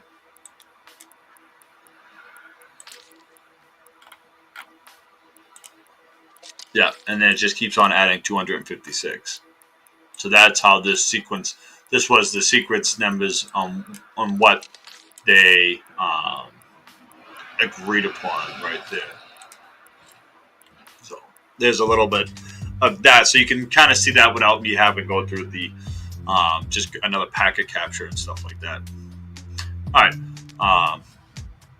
So TCP closing connection. Let's quickly explain the process behind TCP closing a connection. First, TCP will close a connection once a device has determined that the other device has successfully received all the data. Because TCP reserves a system's resource on a device, it's best practice to close the TCP connection as soon as possible. To initiate the close of a TCP connection, the device will send a FIN packet on the other device. Of course, with TCP, the other device will also have acknowledged this packet. All right, let's show you that process with Alice and Bob as previously. Just making sure my music still is good. Yeah, music still sounds good. All right, so we have the FIN, the acknowledgement, and then it's sending. So Alice, who initiated the initial connection, is then closing it with the FIN. Bob over here is sending his AUK and his FIN back, and then Alice is then acknowledging Bob's FIN with an AUK message back. Okay, in this illustration, we can see Alice has sent Bob a FIN packet. Because Bob has received this, he will let Alice know that he received and that he also wants to close the connection using a FIN. Alice heard Bob's loud and clear and will let Bob know with the acknowledgement message back. Okay, what is the header for the TCP packet that ensures packet integrity? Check some. Provide the order of a normal three-way handshake, separated by a comma. So we have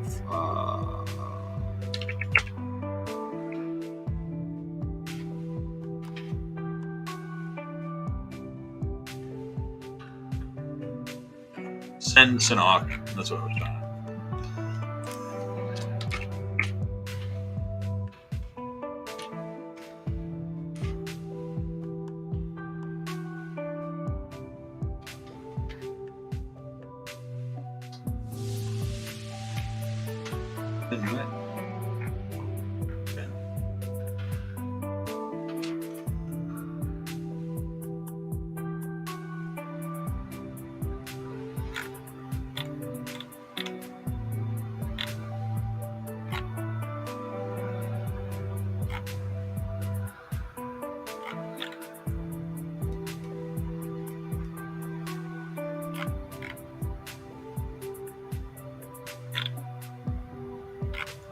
I typed it.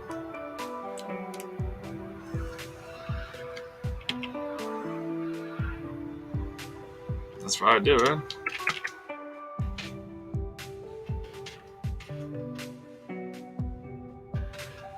Maybe it wanted it uppercased.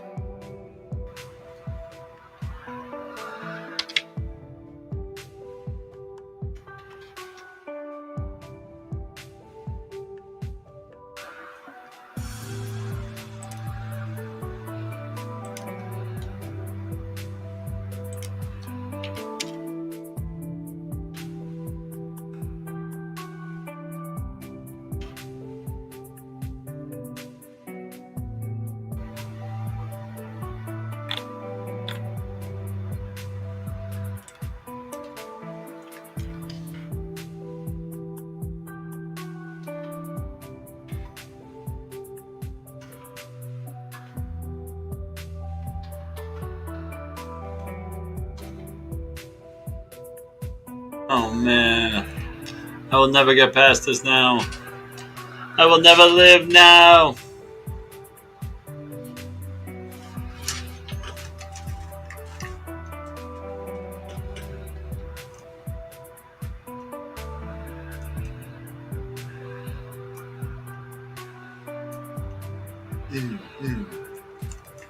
The stream's still going good.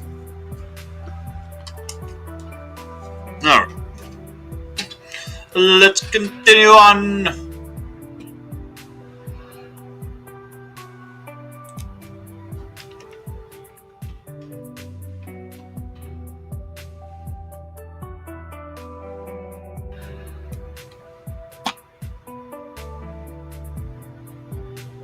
I am screwed.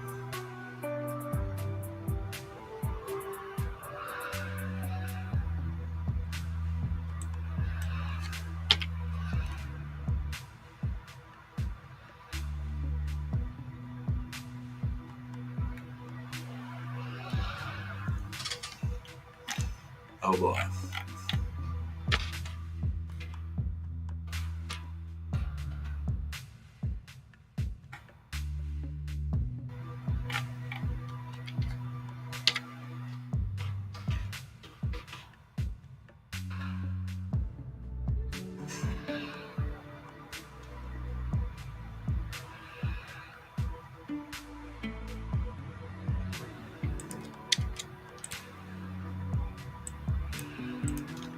Why don't you like me?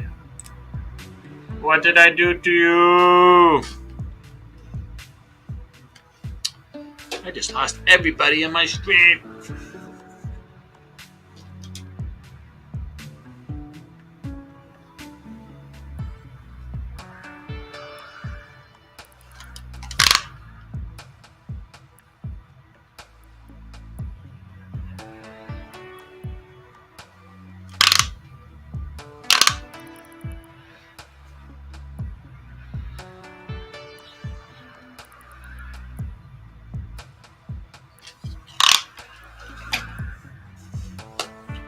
Everything still sounds good and looks good.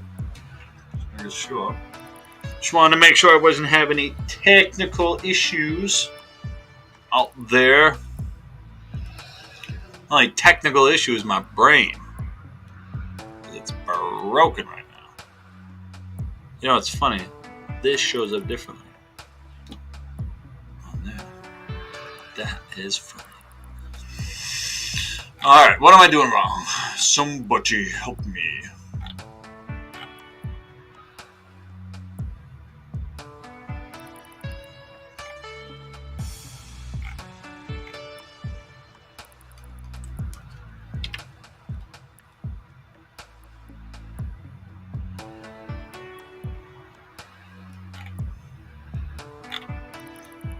Oh no.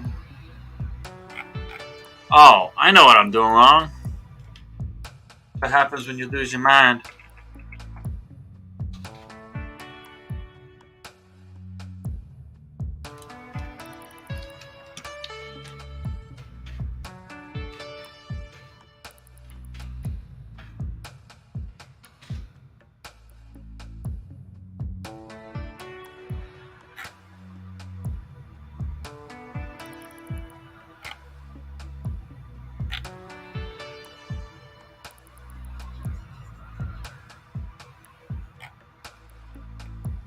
What am I doing?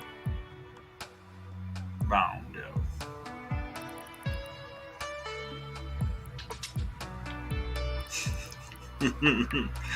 I've just plain lost it finally.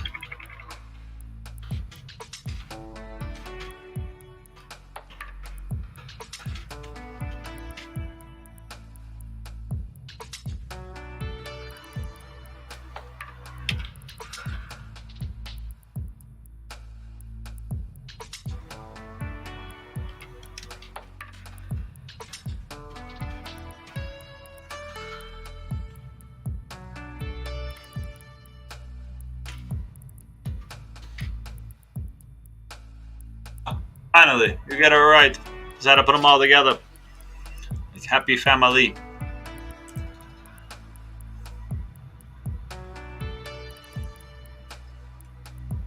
Alright, so let's get into this. Help Alice and Bob communicate by reassembling the TCP handshake in the correct order with the static lab attached to this test. Enter the value. Yep, alright, so we get a little flag.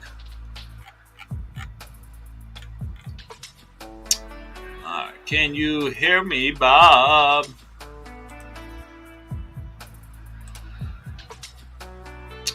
Yep.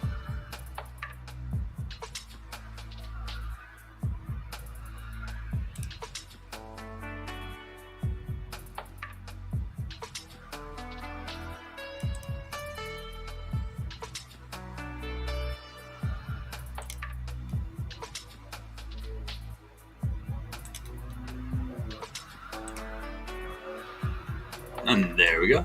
That was pretty fun.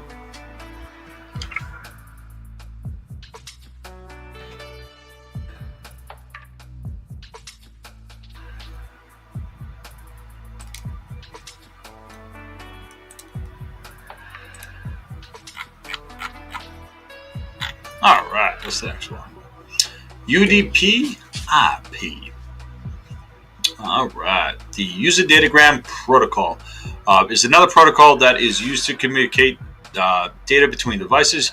Unlike its brother TCP, UDP is a stateless protocol that doesn't require a consistent connection between the two devices for data to be sent. For example, the three-way handshake does not occur, nor is there any synchronization between the two devices. Recall some of the comparisons made by the other two protocols in Room 3, the oversight model. Namely, UDP is used in situations where applications can tolerate data being lost, such as video streaming or voice chat, or in the scenario where an unstable connection is not the end of all. A table comparing the advantages and disadvantages of UDP is located below. So we can kind of take a look at that. So advantages of UDP again. UDP is much faster than TCP. Disadvantage of UDP does not care if data is received or not. Advantage. UDP leaves the application user software to decide if any controls or how quickly packets are sent.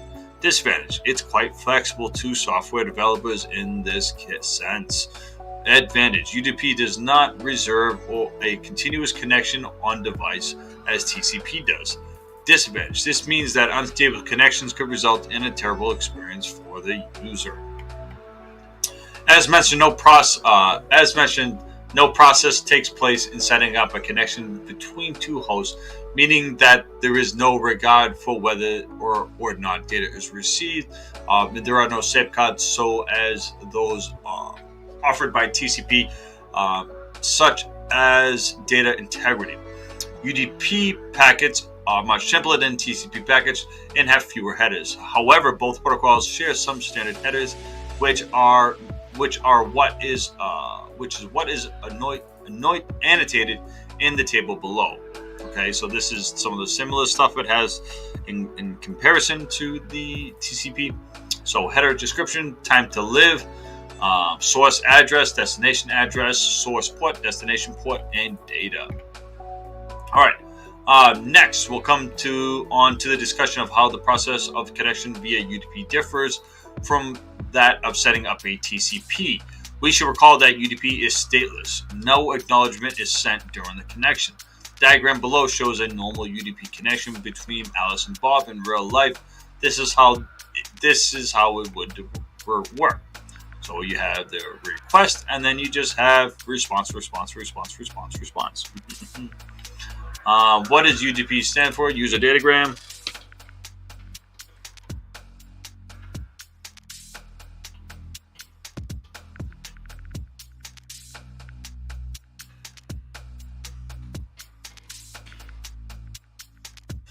User datagram protocol. What type of connection? It's connection. What type of connection? It's stateless.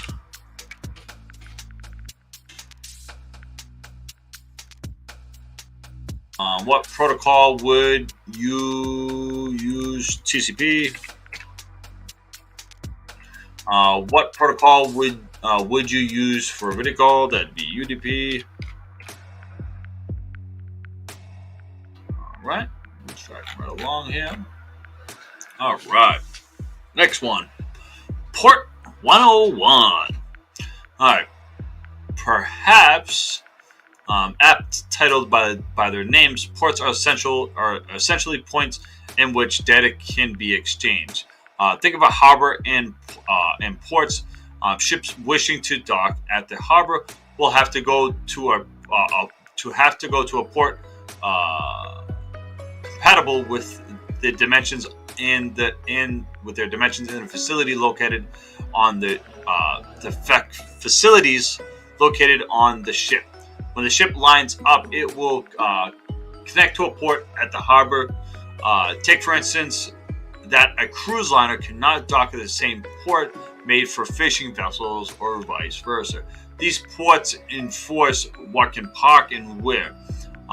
If it isn't compatible, it cannot park here. Networking devices also use ports to enforce strict rules when communicating with one another. When a connection has been established, recalling from the OSI model room, any data sent or received by the device will be sent through these ports. In computing, ports are numerically, there you go, can't talk again, valued between 0 and 65,535. Because ports can range from anywhere between 0 and 65,535, there quickly runs the risk of losing track of what application is using what port. A busy harbor is chaos. Thankfully, we associate applications, softwares, and behaviors with standards of set rules. For example, by enforcing that any web server data is sent over port 80, software developers can design a web browser such as Google Chrome, Firefox to interpret the data the same way over one another. Right? That means that all web browsers now share one common rule. Data is sent over port 80. How the web browser looks, feels, and easy to use is up to the designer and the user's decision. Excuse me.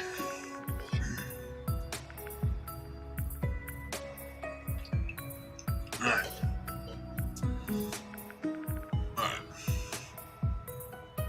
Oh, went down the wrong pipe again. Well, the standard rules for web data is port 80. Oh, what's up, Gamer Golf? I'm sure a lot of this stuff at the start you'll already know from the Cisco network training, but you may be surprised and learn something you didn't already know from these early lessons.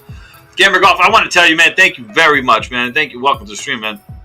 Thank you very much for turning me onto this the platform. TryHackMe. I was explaining earlier. I like it. It's and you are right. It is because all the Cisco stuff I've done before is a lot of redundant, but it's good stuff. I'm enjoying reviewing it right now. But what I was gonna say is it is like you were telling me the other day. It is for that beginner. It is for that that individual that has almost zero to no experience in just dabbling their feet in this, because this is like how I'm interpreting this is taking you through those baby steps of some of the baseline fundamental information you're going to need to know before you can even get started with hacking and doing penetration testing and stuff like that. And I really like the simple design too of the platform. I was mentioning earlier, it reminds me of some of the other like web developer platforms like W3 School and stuff like that. Some of those other great platforms that are very popular that I know I use a lot. It's very similar to that. And some of like the Cisco learning stuff too. It's very it reminds me of a lot of how that feels and the look of it. Whereas try to hack the box again it's a very clean looking platform. It's got all the bells, whistles, cool colors, neon lights, and all that other stuff, and it has all cool and fun features that you can do stuff with. But again, comparing these two, I'm already seeing the differences between them. Not taking one thing away from the other, just making just trying to come up with good critiques for both of them. You know what I'm saying? That's it, man. How you doing today, Gamer Golf? Good to have you in the stream. Thank you so much again for bringing up this good suggestion. And yeah. So we're continuing on. All right. So we were talking about ports. While the standard rules of web data is port 80, a few other protocols have been allocated a standard rule. Any port that is within 0 to 1024 is known as a common port. Let's explore some of the ports below. So we have FTP on port 21. This protocol is used both are wonderful platforms, and I agree, not saying one is better than the other, but they both take different paths to get someone to the same point. Yeah, I agree totally. I agree at least to what I've experienced so far on both platforms. I'm very excited to continue to dive into both. But you're exactly right. It is different on both.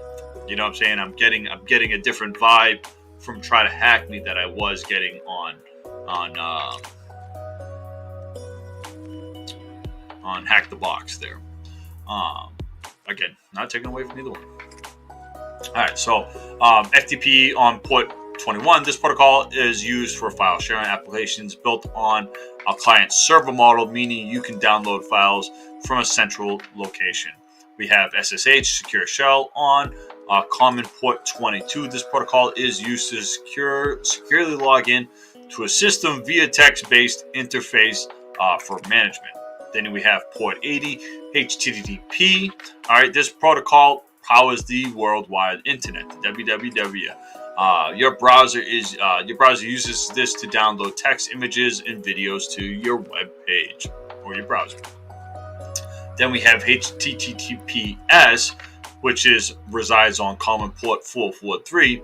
This protocol does the exact same as the above at HTTP, all right, but securely using encryption. Okay. Server SMB, server messenger block, resides on common port 445.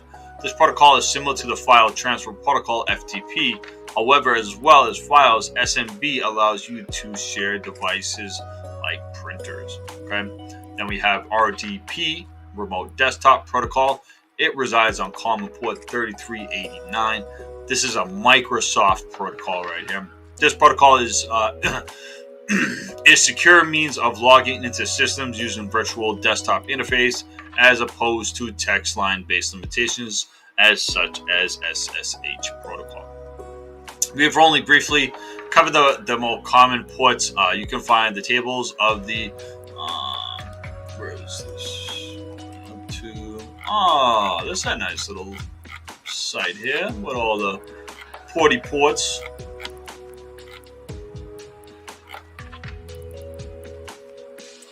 I do have a where is it?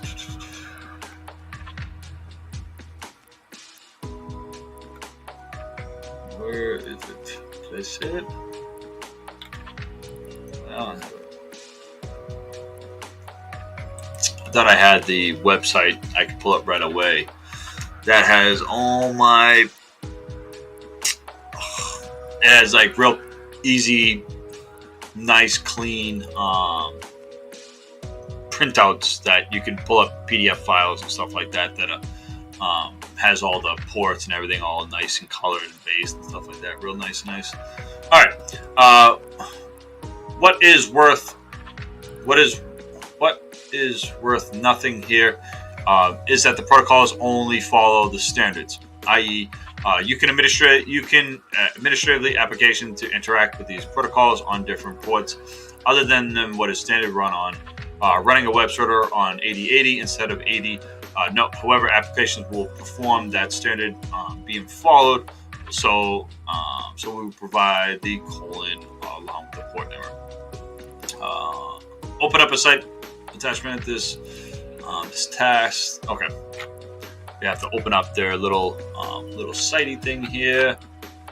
All right.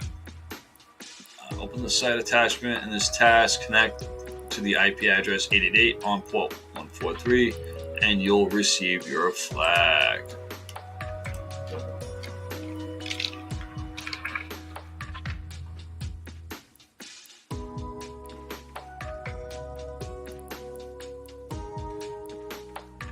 All right, so we connected and we got our flag.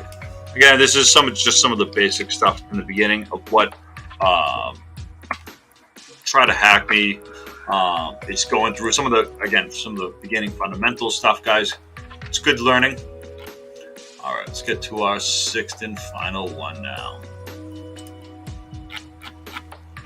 All right, continue learning extended. So join the final room of this networking module, extending your network to continue learning. To continue your learning module. Terminate the static website and deploy. Yep. All right. Okay. Woohoo! Yay! We did it! We did it! What time is it? It's about 6 o'clock. Let's go check out the next one. So, extending your network. Let's take a look at how many labs we have here. Firewall, practice firewall, VPN basics, LAN, practical. Yeah, we can take a look at this real quick. All right. Steal some seltzer waters real quick.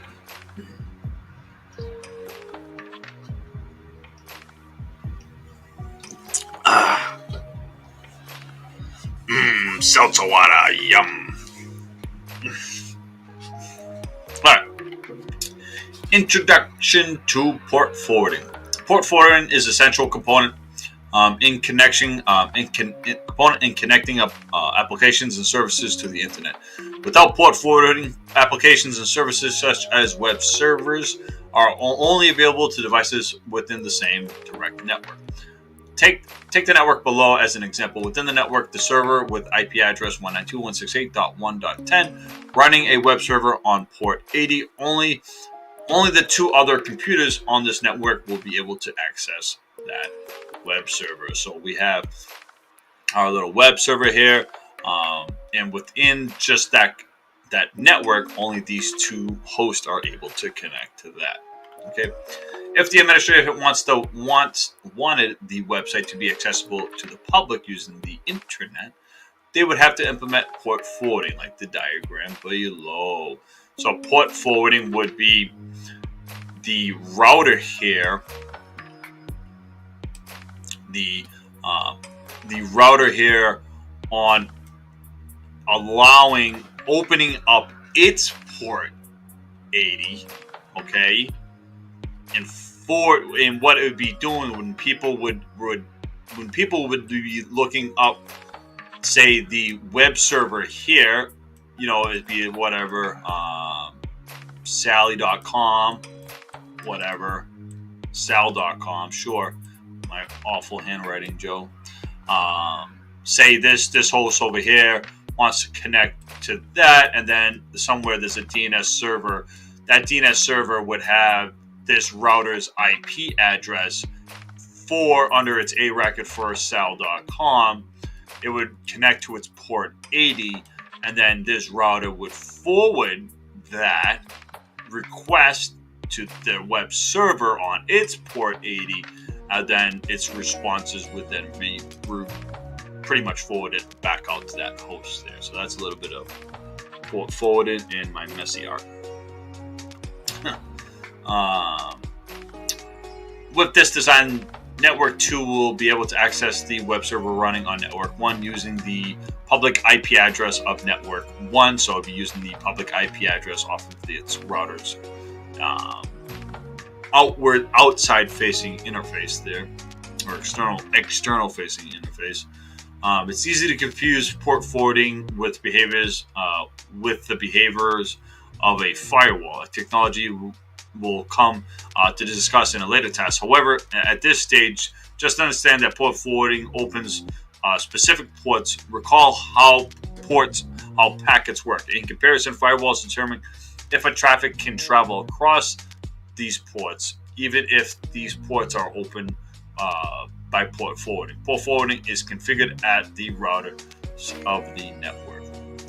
What is the name of the device that is used to configure port forwarding? That's the router. The router. All right. Firewall 101.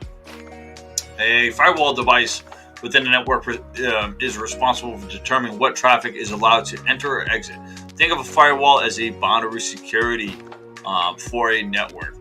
An administration can configure a firewall to permit or deny traffic from entering or exiting network based on numerous factors such as where a network traffic is coming from.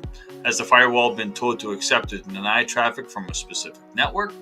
Where is the traffic going? Has the firewall been told to accept or deny traffic destined for a specific network?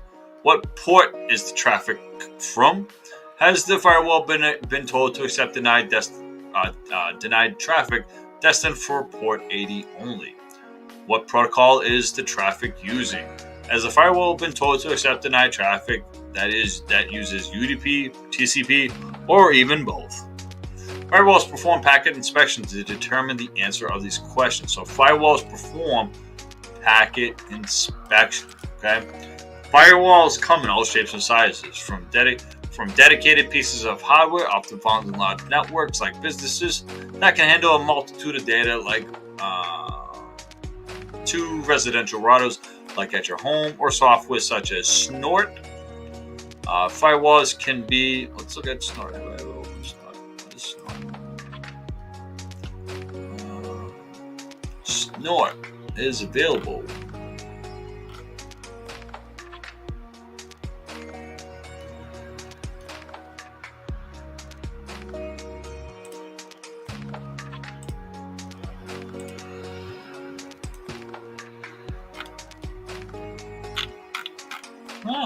Yeah. Is it open source? Oh, it is open source.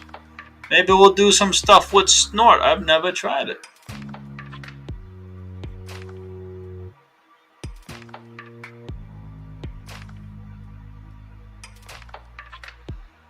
Yeah, I haven't tried Snort. Official documentation.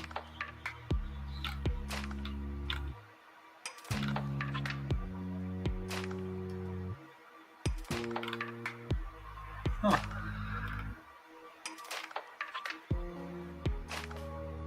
Yeah, we'll get into Snort maybe some other time. That'd be something fun to set up on a VM. Can be categorized into two of the 5 categories covered. All right, so firewall categorized description. So we have stateful and stateless. So stateful, this type of firewall uses the entire information from a connection. Rather than inspecting the individual packet, the firewall determines the behavior of a device based on the entire connection. The firewall type consumes many of resources in comparison to stateless firewalls, as the decision making is dynamic. For example, a firewall could allow the first part of a TCP handshake that would later fail. If a connection from the host is bad, it will block the entire device. Stateless, this firewall type uses static rules to determine whether or not individual packets are accepted or not. For example, a device sending a bad packet will not necessarily mean that the entire device is then blocked. With stateless firewalls, much fewer resources use much fewer resources than the alternative. They are much dumber. For example, these firewalls are only effective as the rules that are defined within them. If rules that are not exactly matched, its efficiency is useless. However, these firewalls are great when receiving large amounts of traffic from a set number of hosts, such as a distributed denied service attack. Okay. All right. What layer of the OSI model do firewalls operate? So we have the OSI model. So we have layer 7. Let's hit up here.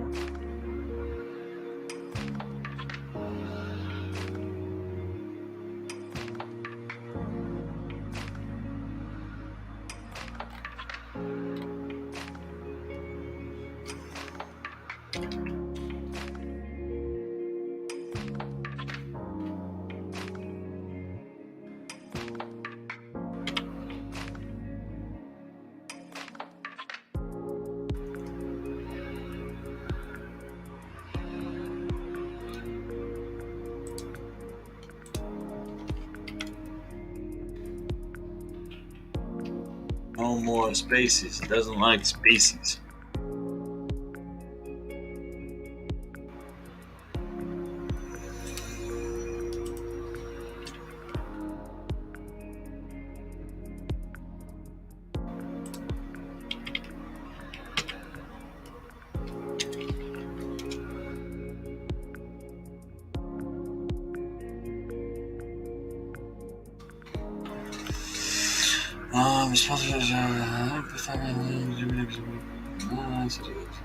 Firewall.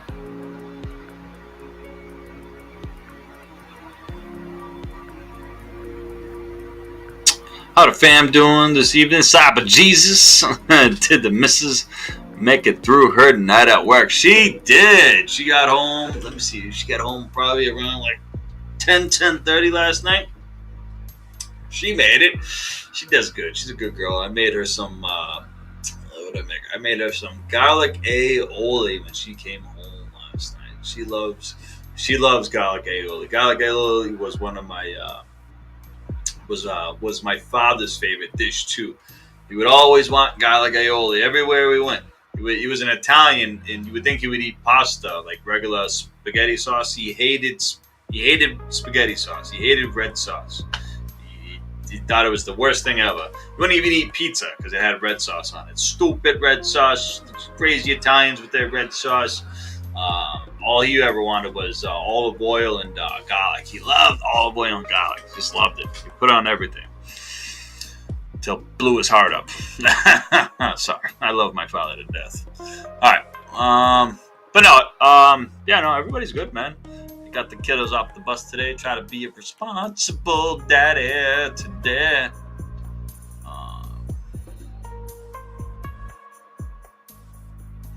2 to 5 categories. Network.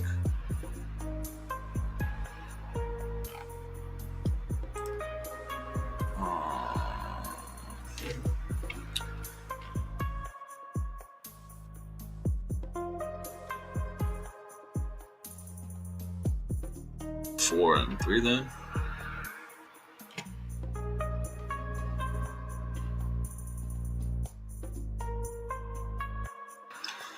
There's... Why am I, like, brain farting on this? Okay, so we definitely have layer 5.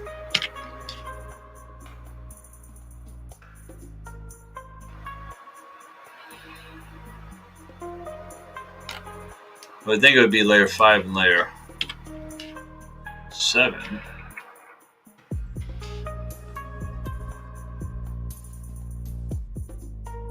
That's okay.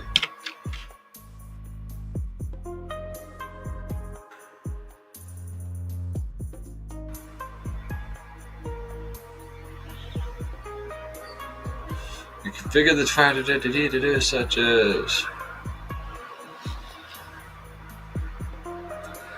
coming from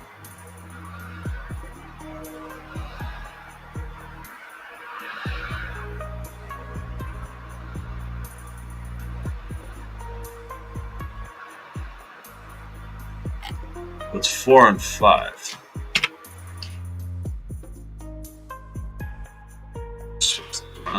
This no, it's not that. And I'm writing it right?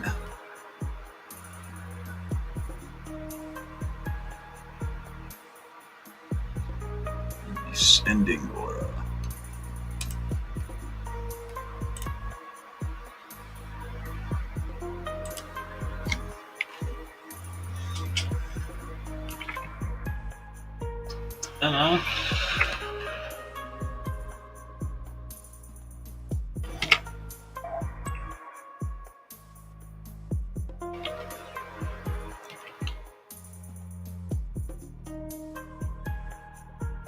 There it goes. Let's layer 3 and 4. 3 and 4. Stop me for a second. What category of firewall accept an entire connection? So let's state full.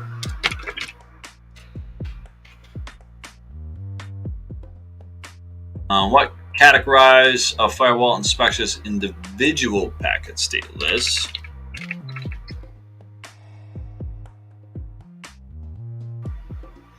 Alright, deploy the static site. Alright, the website at 203.0.1.110.1 is under attack. Quickly add some firewall rules to stop the server from crashing. The packet is red. The packets in red are the attackers. Start the simulation. Firewall rule.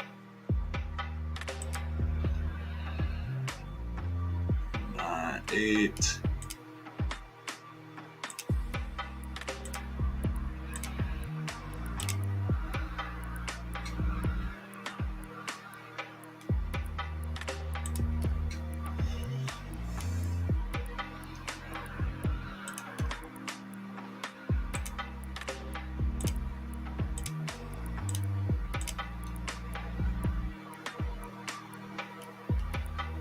That should work.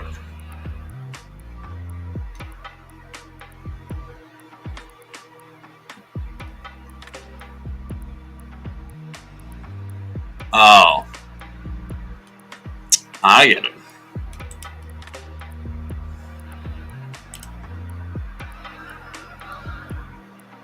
There we go. I like these. These are fun.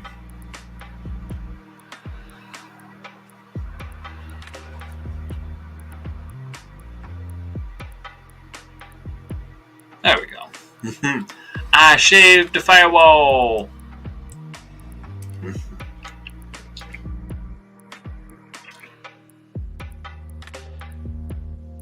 Very good. Alright, VPN basics. Then we'll cut on this one. Got 2 more. We're doing pretty good. Alright, VPN basics. Virtual private network, or VPN for short, is a technology that allows devices on separate networks to communicate securely by creating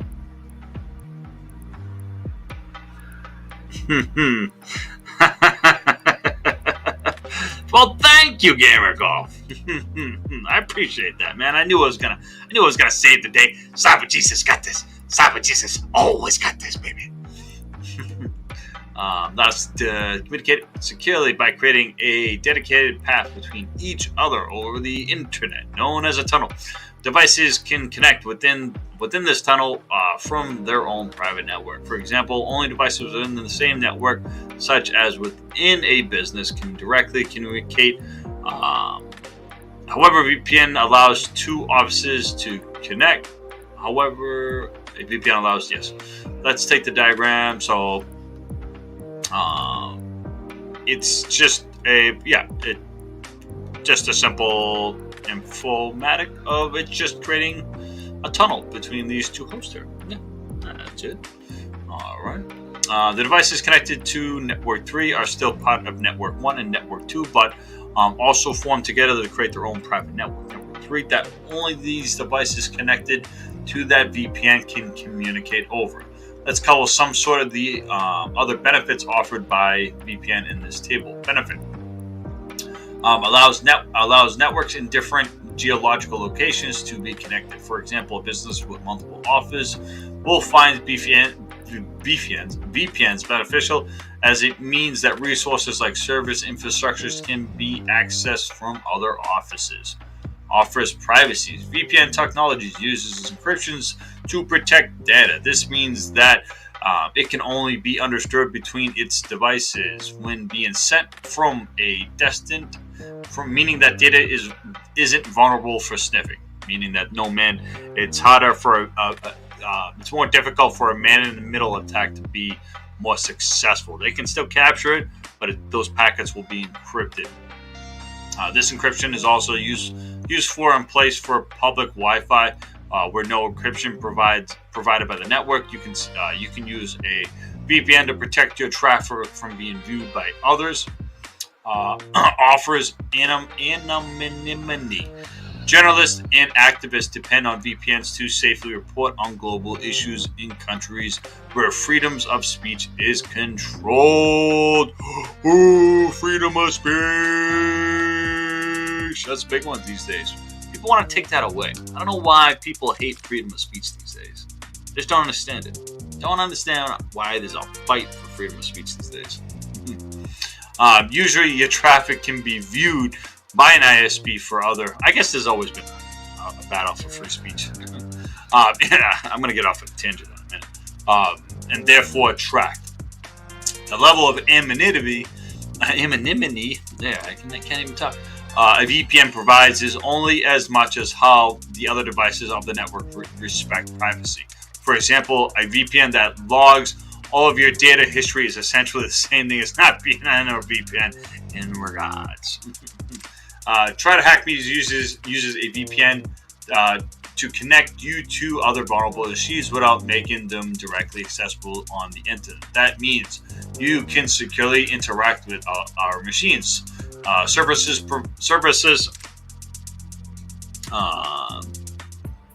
service providers such as ISPs don't think of you attacking other machines on the internet, which could be against the term of service. VPNs provide security to TryHackMe, as vulnerable machines are not accessible or using the internet. VPN technology has improved over the years. Let's explore the existing VPN technologies.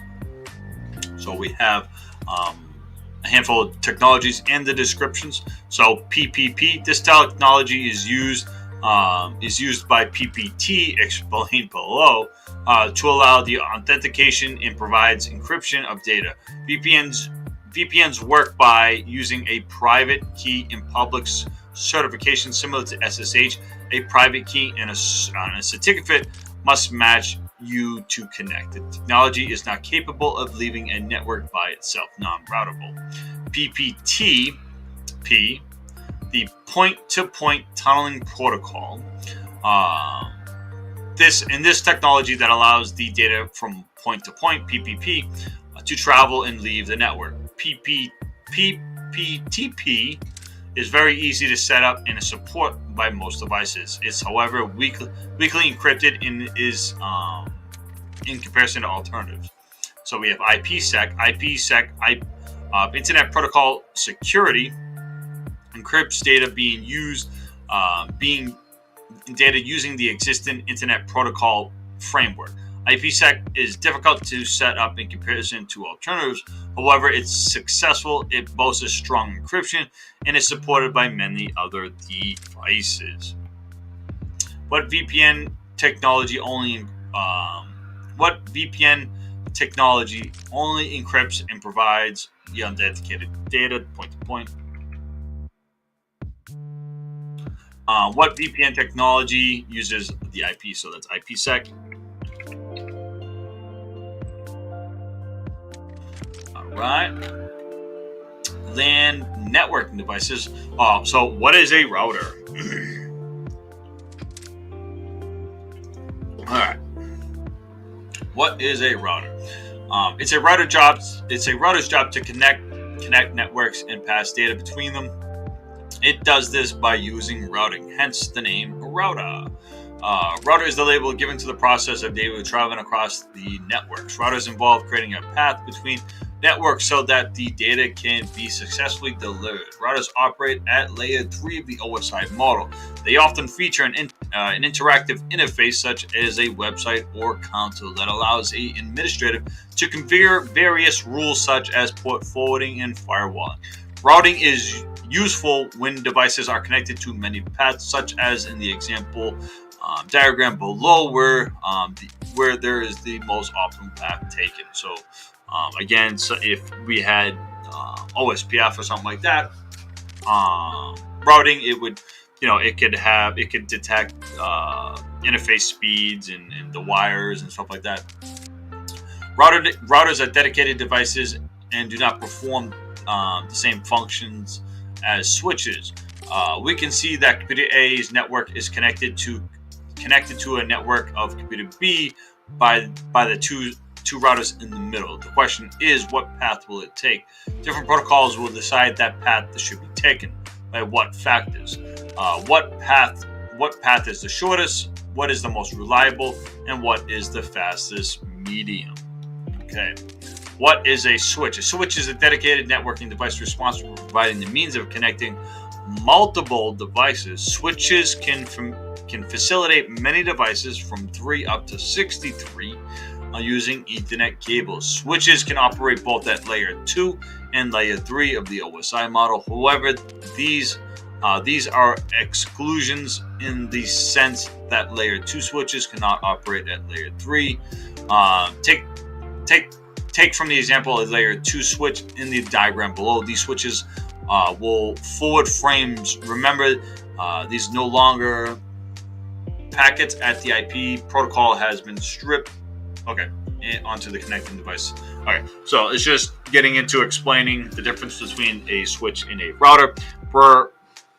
Generally, a router is considered a layer 3 device, and a switch is a layer 2 device. Obviously, we have smart switches or layer 3 switches. Layer 3 switches do routing. They have pretty beefy processors in them that can handle all kinds of routing and stuff like that. Switches were generally always faster too than routers because of the A6 chip. Yeah, the A6 chip. And then when switches were able to start routing and stuff like that, made it very difficult for routers to do it. But routers still have a dedicated just job on themselves. But routers' speed is just as fast as throughput speed now. Well, NIC speed is pretty much probably even faster now in some cases. Okay. All right. These switches are solely responsible for sending frames to correct devices.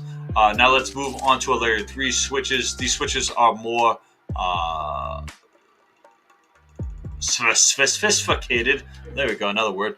Than layer 2, as they can perform some of the responsibilities of a router. Namely, these switches will send frames to devices as layer 2 does, and route packets to other devices using IP. Let's take a look at the diagram below of the layer 3 switch in action. We can see that there are 2 IP addresses: 192.168.1.1, I'm mumbling now. 192.168.2.1. A technology called LAN, Virtual Local Area Network, allows specific devices within a network to be virtually split apart, and that is what we did in this lab here, where I created a VLAN on this switch here, which broke this off to VLAN 10 over here, and then VLAN 20 over here, and then this router has a couple of virtual ports on it that encapsulate the packets that traverse over the switch and then route the packets to the correct host that reside on either one of the two different networks here. Same concept as it is doing here with the virtual, with the VLANs, and that is it. This split means that they can all benefit from things such as internet connections, but are treated differently, separately. These network separations provide security because it means that the rules in place determine how specific devices communicate with each other. This segregation is illustrated in the diagram. So you can set it up where, you don't have to have them communicating, so they can't communicate with each other, or they can't communicate with each other. You know what I'm saying? Where one network maybe doesn't have access to the internet, where one does. It helps you get all that squared away. All right, and they talked, yep, and we pretty much did it. Okay, what is the verb for the action a router does? It routes.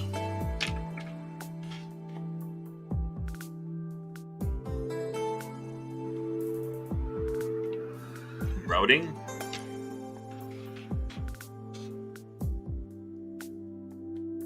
There we go. What are two different layers? Layer 2, layer 3. Right. Let's get this open up here. All right, deploy the static website and attach the text and experiment. With the network simulator. The simulator will break down every step a packet needs to take to get from A to B, trying to send a TCP packet from computer 1 to computer 3 to reveal a flag. Please use the Chrome, yada yada yada. All right, send packet from 1 to computer 3. We're gonna send a ping.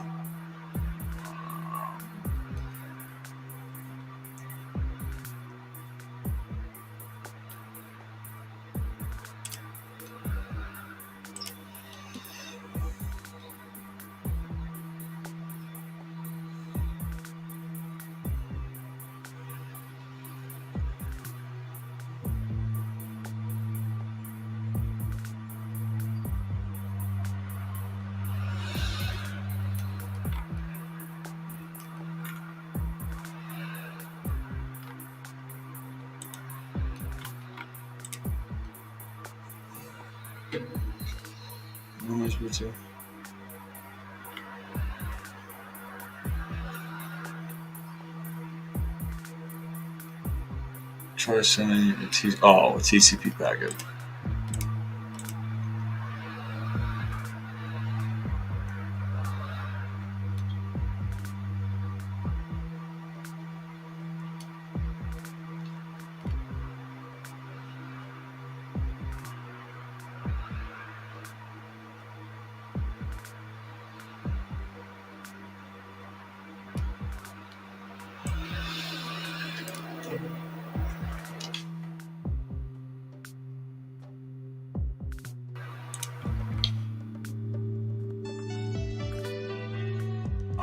Flag right there. How many? The network log. 1, 2, 3, 4, 5. Woohoo! I did it.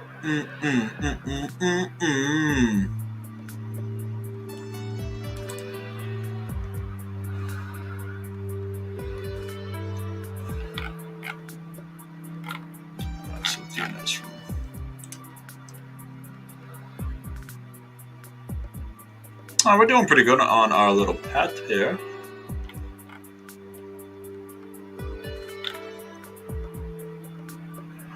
All right.